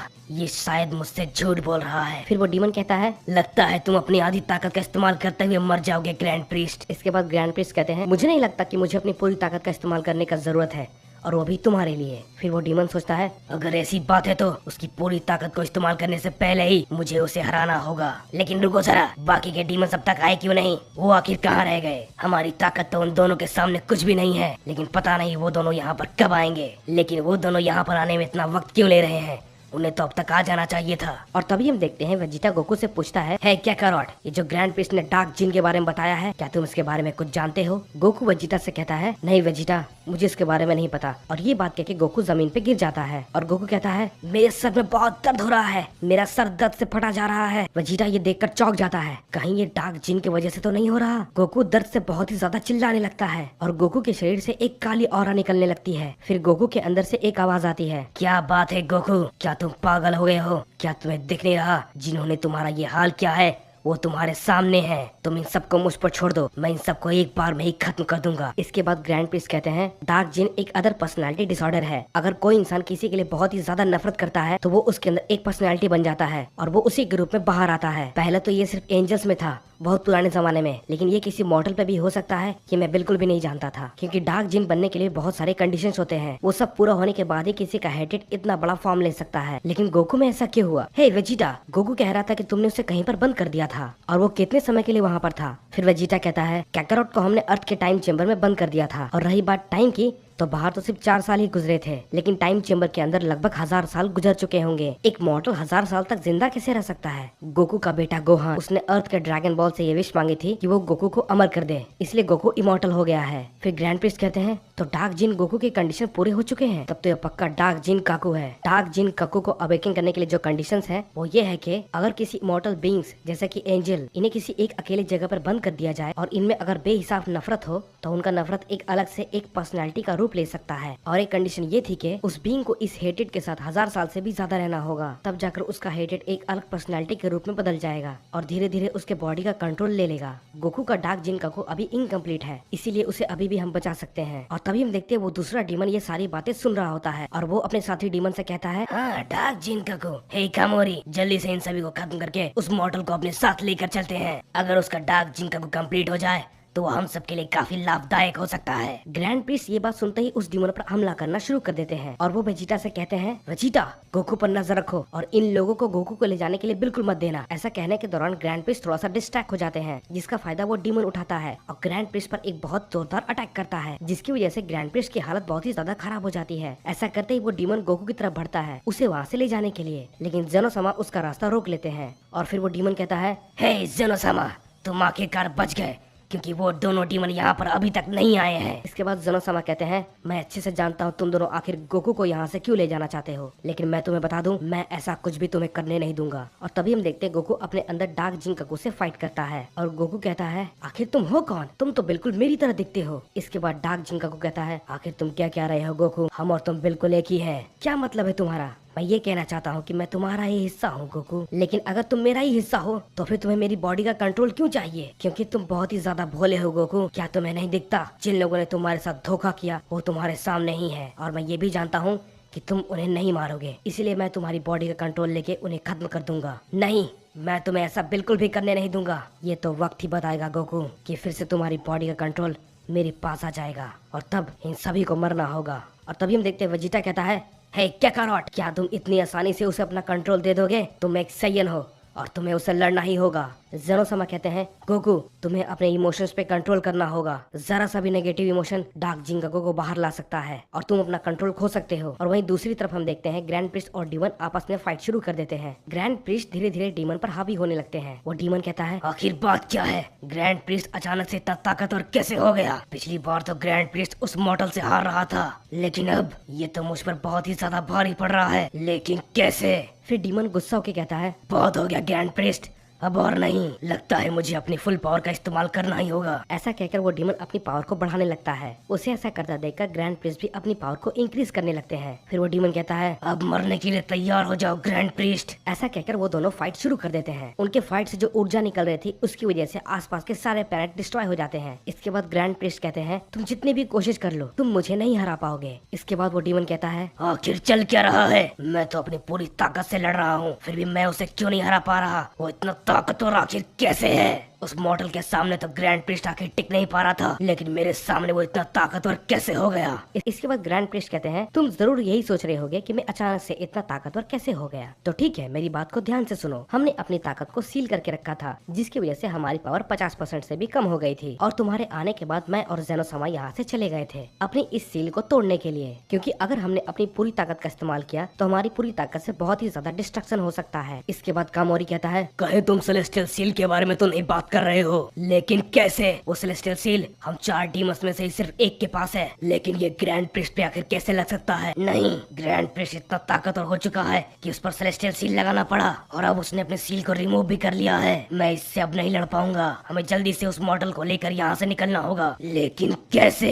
कामोरी कहता है क्या है ये शील्ड और ये टूटता क्यों नहीं? इसके बाद ग्रैंड प्रिस्ट कहते हैं मैंने पहले भी कहा था ये शील्ड खासकर तुम्हारे लिए ही बनाया गया है, इसलिए तुम जितनी भी कोशिश कर लो तुम्हारा कोशिश करने का कोई भी फायदा नहीं। ग्रैंड प्रिस्ट तुम बेवकूफ कहीं के, मैं बस एक बार इस शील्ड से बाहर निकल जाऊं, उसके बाद मैं तुम्हें जिंदा नहीं छोड़ूंगा। और तभी हम देखते हैं वो दूसरा डीमन सोचता है अरे नहीं, हम ये किस हालात में फंस गए? कामोरी को उसने शील्ड में बंद कर रखा है और ग्रैंड प्रिस्ट मुझे उस मॉडल के पास पहुँचने नहीं दे रहा। इसके बाद कामोरी कहता है क्रूशियल, कुछ करो, मुझे इस शील्ड से बाहर निकालो किसी भी तरीके से, उसके बाद मैं इसे बताता हूँ कि इसने आखिर मुझसे उलझ के बहुत बड़ी गलती की है। लूसियल किसी का भी ब्रेन आसानी से रीड कर सकता था, लेकिन ग्रैंड प्रिस्ट और ज़ेनोसामा ये दोनों सेलेस्टियल बीइंग्स हैं, इसलिए इन दोनों का ब्रेन रीड करना एकदम इम्पॉसिबल था। तो लूसियल गोकू के ब्रेन के अंदर झांक के सब कुछ जान जाता है कि कैसे वेजिटा ने और बाकी सब ने मिलकर गोकू को धोखा दिया और उसे टाइम चेंबर के अंदर बंद कर दिया, और अब तक गोकू ने जो कुछ भी किया था वो सब कुछ जान जाता है। फिर हम देखते हैं लूसियल गोकू के डार्क जिंक को ट्रिगर करने के लिए बहुत ही अजीब अजीब तरह की बातें बोलता है, और इसके बाद लूसियल कहता है गोकू, तुमने जो कुछ भी गॉड ऑफ डिस्ट्रक्शन के साथ किया वो बिल्कुल सही था, और अब सिर्फ ये 3 ही बचे हैं। अगर तुमने इन तीनों को भी खत्म कर दिया तो किसी की भी हिम्मत नहीं होगी तुम्हारे सामने खड़े होने की। तो गोकू, इन्हें जल्दी से खत्म कर दो। फिर हम देखते हैं गोकू कहता है अपना मुंह बंद रखो, मुझसे ये सब और बर्दाश्त नहीं हो रहा, मेरे सर में बहुत दर्द हो रहा है। बिल्कुल सही गोकू, अपने इमोशंस को मत दबाओ, उन्हें बाहर आने दो। आखिर तुम उन्हें क्यों दबा रहे हो? इन तीनों के लिए जिन्होंने तुम्हारे साथ ऐसा किया और तुम इन्हें अपना दोस्त मानते हो, ये तुम्हारी दोस्ती तो क्या दुश्मनी के लायक भी नहीं है। इन सबको खत्म कर दो गोकू। बस करो, मैं अब और नहीं सुनना चाहता। गोकू, तुम्हें इन सबको खत्म करना होगा। फिर इसके बाद ग्रैंड प्रिस्ट कहते हैं अपना मुंह बंद रखो डीमन, अब बस बहुत हो गया, अब और नहीं। वेजिटा, गोकू को जल्दी से कंट्रोल में लाने की कोशिश करो, वरना पता नहीं गोकू क्या कर बैठेगा। ग्रैंड प्रिस्ट लूसियल को कंट्रोल करने की कोशिश करता है, लेकिन तभी हम देखते हैं कामोरी अपनी बातों से गोकू को उलझाने लगता है। हे गोकू, जैसा कि लूसियल ने कहा, अपने इमोशंस को मत दबाओ, उन्हें बाहर आने दो, ये तुम्हारी दोस्ती के काबिल बिल्कुल भी नहीं है। और हम देखते हैं कि ज़ेनोसामा कामोरी को और कुछ कहने से पहले उसे रोक लेते हैं, लेकिन पहले ही बहुत ज्यादा देर हो चुकी होती है। वेजिटा कहता है उनकी बातों पर मत ध्यान दो काकारोट। ये बात सुनकर गोकू चुप हो जाता है और कहता है ठीक है वेजिटा, अब वो लोग कौन होते हैं मुझे कहने वाले, मुझे क्या करना है और क्या नहीं। वेजिटा शॉक हो जाता है और कहता है तुम्हारी आवाज को ये क्या हुआ? क्या बात कर रहे हो वेजिटा, मेरी आवाज तो बिल्कुल ऐसे ही है, तुमने भी तो सुना था अर्थ पर, तुम इतनी जल्दी कैसे भूल गए मेरी आवाज को? काकारोट, तुम आखिर ये क्या कह रहे हो? कुछ नहीं वेजिटा, मैं तो बस इतना कहना चाह रहा था, तुम मेरे बहुत ही अच्छे दोस्त हो और उन सब की बातें सुनकर मैं तुम्हें खत्म कर दूंगा, क्योंकि तुमने मुझे धोखा दिया था और तुम्हें ऐसा लगता है, और अगर तुम्हें ऐसा लगता है तो तुम बिल्कुल सही सोच रहे हो। हाँ गोकू, मैंने तुमसे कहा था समय के साथ सब बदल जाएगा, और देखो मैंने तुम्हारी बॉडी पर कब्जा कर लिया, अब तुम्हारी बॉडी मेरी है और इस पे सारा कंट्रोल अब मेरा होगा। मुझे अब बहुत अच्छा लग रहा है बाहर आकर, और तुम लोगों ने बहुत देर से डार्क जिंकाकू क्या लगा रखा है, मैं इसे सुन सुन के पक चुका हूँ। मेरा नाम सिर्फ जीन है और मेरे ख्याल से ये नया नाम तुम्हें शायद पसंद आया होगा, क्यों है ना वेजिटा? और तभी हम देखते हैं वेजिटा जीन को देख कर कहता है हे काकारोट, आखिर तुम ये क्या कह रहे हो? ओह वेजिटा, तो क्या तुम्हें मेरी बहुत चिंता हो रही है? ये चिंता उस टाइम कहाँ गई थी जिस टाइम तुमने मुझे टाइम चेम्बर के अंदर बंद किया था, लेकिन खैर छोड़ो, जाने दो, वैसे भी मैं तुम्हें थोड़ी ही देर में खत्म करने वाला हूँ, तो इन सब बातों का अब कोई भी फायदा नहीं है वेजिटा। जिन वेजिटा की तरफ अटैक करने के लिए बढ़ता है, लेकिन वेजिटा पहले ही कुछ कदम पीछे चला जाता है। आखिर बात क्या है वेजिटा, मैं तो तुम्हारा अच्छा दोस्त हूँ ना, तो तुम मुझसे दूर क्यों भाग रहे हो? आ जाओ, हम दोनों साथ में मिलकर ट्रेनिंग करते हैं, क्या कहते हो वेजिटा? इसके बाद वेजिटा कहता है तुम बेवकूफ कहीं के, अभी के अभी काकारोट की बॉडी से निकल जाओ, समझे? और काकारोट, तुम उसे अपने आप पे हावी क्यों होने दे रहे हो? और तुमने मुझसे अभी क्या कहा कि तुम मुझे खत्म करने वाले हो? तो ठीक है, अभी कुछ देर में ही पता चल जाएगा कि यहाँ पर कौन मरने वाला है। और ऐसा कहते ही वेजिटा अपनी पूरी ताकत को बढ़ा लेता है और उसे देखकर गोकू चौंक जाता है और कहता है क्या वेजिटा, तुम आखिर इस फॉर्म तक कब पहुँचे? नहीं, उस डीमन के साथ लड़ाई करके मेरी पूरी ताकत खत्म हो चुकी है। अब मैं और क्या करूँ? शायद मुझे हार मान लेना चाहिए। मैं तुम्हें अभी नहीं हरा पाऊंगा, लेकिन फिर भी मुझे कोशिश तो करनी ही होगी, क्योंकि कोशिश करने वाले कभी नहीं हारते, क्यों है ना वेजिटा? ये बात कहकर जिन पावर अप करता है, लेकिन वो ब्लू फॉर्म पे ही रुक जाता है और उसके बाद जिन काफी चौंक जाता है और कहता है मैं सिर्फ यही कर सकता हूँ ब्लू फॉर्म तक। और इसके बाद हम देखते हैं कि जिन वेजिटा पे अटैक करने जाता है और फिर हम देखते हैं कि वेजिटा जिन पर हावी होने लगता है और फिर वेजिटा कहता है क्या हुआ जिन, क्या तुम में बस इतना ही दम है? इसके बाद जिन कहता है ये तो बहुत चीटिंग है वेजिटा, मैं तो सिर्फ सुपर सैन ब्लू में हूँ और तुम मास्टर अल्ट्रा इंस्टिंक्ट 3 पर, ये तो बहुत नाइंसाफी है, मैं इसमें कैसे लड़ सकता हूँ वेजिटा? और फिर हम देखते हैं वो डीमन कहता है क्या बकवास है, मैंने फालतू में इस मॉडल पे भरोसा किया। और फिर हम देखते हैं कि लूसियल के ऐसा कहते ही पलक झपकाते ही जिन लूसियल के पास आ जाता है और फिर जिन लूसियल से कहता है तुमने अभी मुझसे क्या कहा? लगता है तुम्हें मरने का शौक है, क्या तुम्हें अपनी जिंदगी प्यारी नहीं है? तो ठीक है, मैं तुम्हारा काम और भी ज्यादा आसान कर देता हूँ। ये कहते ही जिन लूसियल को तुरंत खत्म कर देता है और वो उसे बहुत ही आसानी से मार देता है। और फिर हम देखते हैं कि जिन को ऐसा करते देख बाकी सभी बहुत ही ज्यादा हैरान हो जाते हैं, क्योंकि कुछ देर पहले जिन वेजिटा के सामने नहीं टिक पा रहा था और उसने एक ही पल में और उसने एक ही झटके में लूसियल को खत्म कर दिया। फिर हम देखते हैं कि जिन पीछे मुड़कर देखता है, सभी लोग उसे बहुत ही हैरानी से देख रहे थे। फिर इसके बाद जिन कहता है ओह, तो लगता है तुम्हें मेरी ताकत का पता चल गया ना, ये तो बहुत बुरा हुआ। खैर, अब तो तुम्हें मुझसे बहुत ज्यादा डर लग रहा होगा, है ना? हे वेजिटा, मैं तो भूल ही गया था, हम आपस में लड़ रहे थे, तो चलो लड़ाई को जारी रखते हैं वेजिटा। और तभी हम देखते हैं वेजिटा बहुत बुरी तरीके से घबरा जाता है। हालांकि वेजिटा थोड़ी देर पहले जिन पे हावी हो रहा था। वेजिटा गुस्सा होकर जिन पर अटैक करने के लिए जाता है। तुम बेवकूफ जिन, क्या कैरोट की बॉडी वापस करो अभी के अभी। क्या कैरोट, कहीं तुम गोगू के बारे में तो नहीं बात कर रहे? ना, वो तो मैं नहीं करने वाला, भूल जाओ वेजिटा, क्योंकि मैंने तो उसे मार दिया। जिन के मुंह से ऐसा बात सुनते ही सबके चेहरों पे अचानक से खामोशी छा जाती है। फिर वेजिटा कहता है क्या क्या कहा तुमने? हाँ वेजिटा, मैंने बिल्कुल सही कहा, गोकू तो अब मर चुका है। ये बात सुनते ही वेजिटा बहुत ही ज्यादा गुस्सा हो जाता है और जिन पर अटैक करने के लिए जाता है, लेकिन ग्रैंड प्रीस्ट उसे रोक लेते हैं और कहते हैं वेजिटा, तुम मुझसे नहीं लड़ पाओगे, वो बहुत ही ज्यादा ताकतवर है, क्या तुम्हें नहीं दिख रहा? और लगता है ये अब पूरी तरीके से डार्क जिंकागो बन चुका है, इसलिए इसकी पावर इतनी ज्यादा है। डार्क जिंकागो को कंप्लीट होने के बाद उसके यूजर को बहुत ही लाजवाब शक्तियाँ मिलती है और इसे देखकर बिल्कुल वैसा ही लग रहा है। तुम शांत हो जाओ वेजिटा, इसे मैं देखता हूँ। ओह, तो देखो जरा, अब मुझसे ग्रैंड प्रीस्ट फाइट करने वाले हैं। ओह, मैं तो बहुत डर गया ग्रैंड प्रीस्ट, आ जाओ, मैं तुम्हें भी मसल कर रख दूंगा। नहीं नहीं, ये मैंने क्या कह दिया? मुझे तो आपसे बहुत ही ज्यादा डर लग रहा है ग्रैंड प्रीस्ट, मैं तो एक छोटा सा इमॉर्टल हूँ, मेरे मुंह से ये बात गलती से निकल गई, क्या आप मुझे माफ करेंगे? और अगर नहीं भी करेंगे तो मुझे इससे फर्क नहीं पड़ता, क्योंकि आपका मरना तो तय है ग्रैंड प्रीस्ट।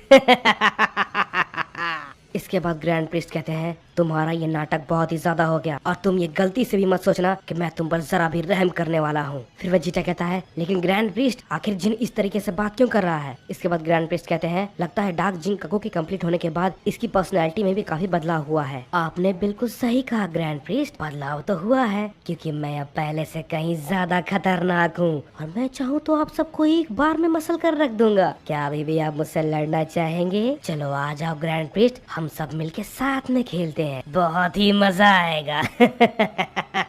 इसके बाद ग्रैंड प्रीस्ट कहते हैं बहुत हो गया, अब तुम्हारे सोने का समय हो चुका है, तो तुम्हें यहाँ से जाना होगा। ये बात करके ग्रैंड प्रीस्ट उससे अपनी फाइट शुरू कर देते हैं। ग्रैंड प्रीस्ट अपनी 60% पावर का यूज करके उस पर हावी होने लगते हैं। ये चीज देखकर जिन थोड़ा सीरियस हो जाता है और धीरे धीरे अपनी पावर को अप करना शुरू कर देता है। और फिर हम देखते हैं कुछ टाइम के बाद वो ग्रैंड प्रीस्ट पर हावी होने लगता है। ऐसा होता देखकर ग्रैंड प्रीस्ट भी अपनी पावर को अप करना शुरू कर देते हैं और अब अपनी 70% पावर का यूज करके वो जिन से फाइट करने लगते हैं। ग्रैंड प्रीस्ट को पावर अप करता देख जिन भी सोचता है तो ठीक है, लगता है अब मुझे भी थोड़ा सा पावर अप करना होगा। ऐसा क्या किया, जिन तुरंत मास्टर अल्ट्रा इंस्टिंक्ट पे चला जाता है और फिर भी दोनों आपस में फिर से लड़ाई शुरू कर देते हैं। लेकिन तभी हम देखते हैं कि ग्रैंड प्रीस्ट अब जिन पर ज्यादा हावी होने लगे थे। ऐसा देखकर जिन को जरा सा गुस्सा आता है और वो ये सोचता है सिर्फ 10% पावर में इतना बदलाव, लेकिन कैसे? अगर ऐसा ही चलता रहा तो मैं हार जाऊंगा, मुझे कुछ करना होगा। ऐसा सोचकर जिन सीधे मास्टर अल्ट्रा इंस्टिंक्ट 3 पर चला जाता है। जिन को ऐसा करता हुआ देखकर ग्रैंड प्रीस्ट भी अपनी कैपेबिलिटी के हिसाब से 90% पावर का यूज करना शुरू कर देते हैं। दोनों की बहुत ही जबरदस्त फाइट होने लगती है और जिन भी अब पूरी तरीके से सीरियस हो चुका था, लेकिन कुछ टाइम के फाइट करने के बाद दोनों की पावर एकदम सेम हो चुकी है। कोई किसी पर भी हावी नहीं हो रहा था, दोनों एक दूसरे को बराबरी की टक्कर दे रहे थे। ऐसा देखकर ग्रैंड प्रिस्ट फाइनली अपनी 100% पावर का यूज करने लगते हैं, लेकिन जिन उसी स्टेट पर फाइट करने लगता है। फिर ग्रैंड प्रिस्ट सोचते हैं आखिर बात क्या है, वो अपने आखिरी फॉर्म में ट्रांसफॉर्म क्यों नहीं हो रहा। कहीं तुम ये तो नहीं सोच रहे हो कि तुम मुझे अपने इस फॉर्म में हरा दोगे? आखिर तुम कहना क्या चाहते हो? फिर ग्रैंड प्रिस्ट कहते हैं मैं कहना चाहता हूँ कि अपना ये सब ड्रामा बंद करो और जल्दी से अपने फाइनल फॉर्म में ट्रांसफॉर्म हो जाओ, वरना मैं तुम्हें बहुत बुरी तरीके से खत्म कर दूंगा। जिन सोचता है अगर मैं ट्रांसफॉर्म हो पाता तो अब तक मैं कब का ट्रांसफॉर्म हो जाता। उस बेवकूफ डीमन ने गोकू से कुछ ज्यादा ही ताकत छीन ली है, इसीलिए मैं ट्रांसफॉर्म नहीं हो पा रहा। इसीलिए मुझे इस फॉर्म को मेंटेन करने में ही बहुत तकलीफ हो रही है। और तुम कह रहे हो फाइनल स्टेट में जाने के बारे में, ये कैसे पॉसिबल है? और उसके बाद हम देखते हैं कामोरी अचानक से कहता है हे जिन, अगर तुम चाहो तो मैं तुम्हारी ताकत तुम्हें वापस लौटा सकता हूँ, लेकिन तुम्हें मुझे पहले इस शील्ड से बाहर निकालना होगा। जिन कहता है बेवकूफ डीमन, मुझे तुम्हारी बातों पे बिल्कुल भी भरोसा नहीं है, मुझे कुछ और कोशिश करनी होगी। ऐसा कहते ही वो दोनों आपस में फिर से फाइट शुरू कर देते हैं, लेकिन जिन को बहुत ही दिक्कत आ रही थी ग्रैंड प्रिस्ट से फाइट करने में। फिर ग्रैंड प्रिस्ट कहते हैं क्या हुआ, मुझे तुम्हें देखकर ऐसा लग रहा है कि तुम ज्यादा देर तक टिक नहीं पाओगे। इसके बाद जिन कहता है बेवकूफ ग्रैंड प्रिस्ट, मेरे पास अपनी पूरी ताकत नहीं है, इसलिए तुम ऐसा कह पा रहे हो, वरना मैं तुम्हें अब तक खत्म कर देता। इसके बाद कामोरी जिन से कहता है हे जिन, चलो मैं तुम्हें एक और मौका देता हूँ। अगर तुमने मुझे इस शील्ड से बाहर निकाला तो मैं तुम्हारी पावर तो लौटाऊंगा ही, और साथ ही साथ उसकी बॉडी पे कैसे पूरी तरीके से कंट्रोल पाना है ये भी तुम्हें बता दूंगा। इसके बाद जिन कहता है क्या, आखिर इसे कैसे पता चला कि मैंने अभी तक गोकू की बॉडी पे पूरा कंट्रोल नहीं लिया है? फिर ग्रैंड प्रिस्ट ये बात सुनकर चौंक जाते हैं और कहते हैं क्या, आखिर तुम्हारा कहने का मतलब क्या है? यानी कि इसने अभी तक गोकू की बॉडी पे पूरी तरीके से कंट्रोल नहीं लिया है, यही मौका है गोकू को बचाने का। वेजिटा, मैं जैसे ही तुम्हें सिग्नल दूं तुम जिन को जाकर पकड़ लेना, शायद गोकू को बचाने का ये आखिरी मौका हो। जिन के पास कोई भी रास्ता नहीं होता है, लेकिन वो फिर भी ये सोचने लगता है कि आखिर वो क्या करे, क्या वो इसी स्टेट में ग्रैंड प्रिस्ट से फाइट करे या फिर वो उस डीमन पे भरोसा करके उसे आजाद। गोकू वेजिटा को मरता हुआ जमीन पर पड़ा छोड़कर चला जाता है और हम देखते हैं वेजिटा की सांसें धीरे धीरे रुकने लगती है। वेजिटा उस टाइम ये सोच रहा था कि मैं एक बार फिर से हार गया, मैं एक बार फिर से फेल हो गया, लेकिन कैसे? लगता है मैं कभी भी काकारोट से नहीं जीत पाऊंगा, मैं हर बार की तरह इस बार भी हार गया, लगता है अब यही मेरा अंत है। और हम देखते हैं वेजिटा की आंखें बंद होने लगती है, तभी उसे अचानक से एक आवाज सुनाई देती है, डैड उठ जाइए। लेकिन वेजिटा को वो आवाज बहुत ही धीमी सुनाई देती है और हम देखते हैं वो ट्रंक्स था। ट्रंक्स वेजिटा के पास पहुंच जाता है और कहता है डैड आप ऐसे नहीं मर सकते, डैड आपको उठना होगा, हम सब बहुत बड़ी मुसीबत में है डैड, आपके अलावा हमारी मदद कोई भी नहीं कर सकता, डैड उठ जाइए प्लीज। वेजिटा बहुत ही धीमी आवाज में कहता है ट्रंक्स क्या ये तुम हो, लेकिन तुम यहाँ पर कैसे? ट्रंक्स ट्रंक्स वेजिटा की आवाज सुनकर कहता है आप ये कर सकते हैं डैड, आप चिंता मत कीजिए, मैं आपको बचा लूंगा डैड, आप बस अपनी हिम्मत मत हारना। ये कहकर ट्रंक्स वेजिटा को अपने साथ ले जाने लगता है। वेजिटा ट्रंक्स की बातों को सुन तो पा रहा था, लेकिन उसमें इतनी हिम्मत नहीं थी कि वो कुछ भी बोल पाए। और फिर हम देखते हैं ट्रंक्स वेजिटा को लेके जाने लगता है, लेकिन वेजिटा बहुत ही हिम्मत जुटाकर ट्रंक्स को रुकने के लिए कहता है और वेजिटा कहता है रुक जाओ ट्रंक्स। वेजिटा की ये बात सुनकर ट्रंक्स कहता है डैड आप कुछ मत कहिए, आप बस अपनी हिम्मत बनाए रखिए, डैड मैं आपको बचा लूंगा। फिर वेजिटा कहता है ट्रंक्स मेरी बात सुनो। इसके बाद हम देखते हैं ट्रंक्स वेजिटा को लेकर नीचे उतर जाता है और कहता है हाँ बोलिए डैड, मैं सुन पा रहा हूँ, आप मुझसे क्या कहना चाहते हैं? वेजिटा कहता है ट्रंक्स मैं जानता हूँ मैं अब और ज्यादा देर तक जिंदा नहीं रह पाऊंगा। इसके बाद ट्रंक्स कहता है नहीं डैड ऐसा मत कहिए प्लीज। वेजिटा कहता है ट्रंक्स मेरे बेटे मेरी बात ध्यान से सुनो, तुम्हें काकारोट को किसी भी हाल में रोकना होगा, उसकी बॉडी पर डार्क जिन ने कब्जा कर लिया है, काकारोट को नहीं पता कि उसने क्या क्या कर दिया है, तुम्हें ज़ेनोसामा को उस सील से आजाद करना होगा और काकारोट को बचाना होगा, नहीं तो इस पूरे मल्टीवर्स में कोई भी जिंदा नहीं बचेगा। इसके बाद ट्रंक्स कहता है लेकिन डैड मैं इतना ताकतवर नहीं हूँ, मैं ये कैसे कर पाऊंगा? इस पे वेजिटा कहता है ट्रंक्स अपनी आंखें खोलो, तुम प्रिंस वेजिटा के बेटे हो, मैं जानता हूँ तुम कुछ भी करके इन सब का सलूशन निकाल ही लोगे, मुझे तुम पर बहुत भरोसा है ट्रंक्स, और मैं इन सब की जिम्मेदारी तुम पर छोड़ता हूँ, तुम्हें हर हाल में ये करना होगा ट्रंक्स। और ये बात कह के वेजिटा वहीं पर मर जाता है। ट्रंक्स वेजिटा से कहता रहता है उठिए डैड उठिए, आप मुझे ऐसे छोड़कर नहीं जा सकते, प्लीज डैड उठ जाइए डैड। ट्रंक्स वेजिटा की मौत से बहुत ही ज्यादा दुखी हो जाता है और वो बहुत जोर से चिल्लाने लगता है।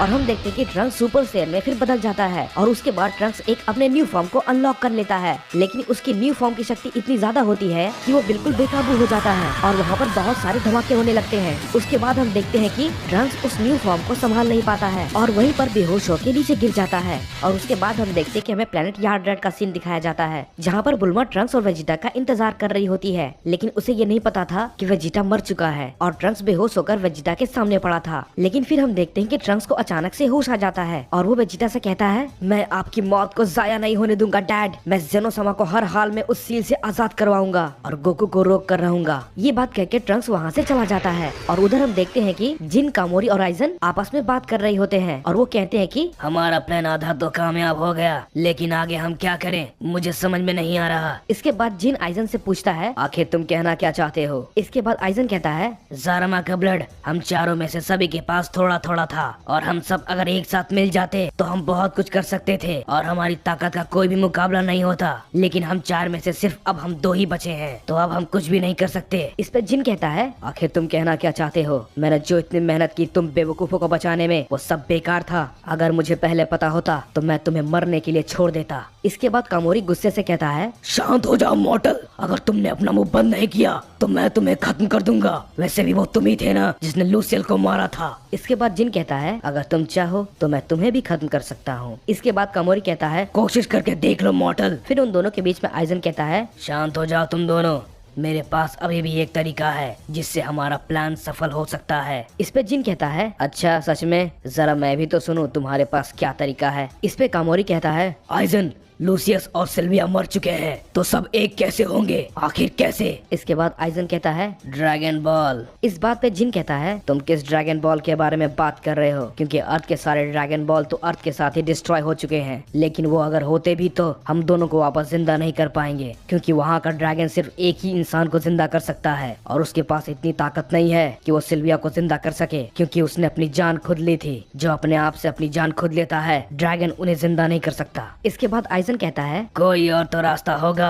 कोई न कोई और रास्ता तो जरूर होगा, हमें निकालना ही होगा। इसके बाद कामोरी कहता है, मैंने सुना था कि जिन्होंने ड्रैगन बॉल को बनाया था वो सब नेमेकिन थे। इस पे जिन कहता है, हाँ तुमने कुछ तो समझदारी की बात की है, नीले सांड। कामोरी इस पे गुस्से से कहता है, क्या तुमने मुझे क्या कहा? मैं तुम्हें नहीं छोड़ूंगा। इस पे आइजन कहता है, शांत हो जाओ कामोरी। जिन तुम बताओ, तुम आखिर क्या कहना चाहते हो? इस पे जिन कहता है, नेमेकियंस का जो ड्रैगन है उसका नाम है पोरुंगा और वो हमारी कोई भी 3 विश पूरी कर सकता है और उसके पास अर्थ के ड्रैगन शेनरॉन से भी ज्यादा ताकत है, वो सिल्विया को भी जिंदा कर सकता है। इसके बाद आइजन कहता है, क्या तुम सच कह रहे हो? जिन कहता है, हाँ लेकिन ये तभी संभव है जब सारे ड्रैगन बॉल को इकट्ठा करके एक नेमेकियन पोरुंगा को बुलाए और वो भी अपनी भाषा में, क्योंकि वो हमारी भाषा नहीं समझता। अगर हमें उसे अपनी विश मांगनी है तो हमें किसी नेमेकवासी को पकड़ के उससे ये करवाना होगा। इसके बाद आइजन कहता है, तुम उसकी चिंता मत करो, हमें इन सब चीजों में कोई भी दिक्कत नहीं आने वाली है। इसके बाद कामोरी कहता है, ठीक है तो फिर चलो, हमें नेमेक पे चलना चाहिए। और इसके बाद हम देखते हैं कि वो लोग प्लेनेट नेमेक की ओर निकल जाते हैं और उधर हम देखते हैं कि ट्रंक्स यार्डार्ड पे पहुंच जाता है और वो बुल्मा के पास जाता है। बुल्मा ट्रंक्स को देखकर बहुत ही ज्यादा खुश हो जाती है। बुल्मा ट्रंक्स से कहती है, ट्रंक्स बहुत अच्छा हुआ तुम आ गए, मुझे तुम्हारी बहुत चिंता हो रही थी, लेकिन तुम अकेले हो।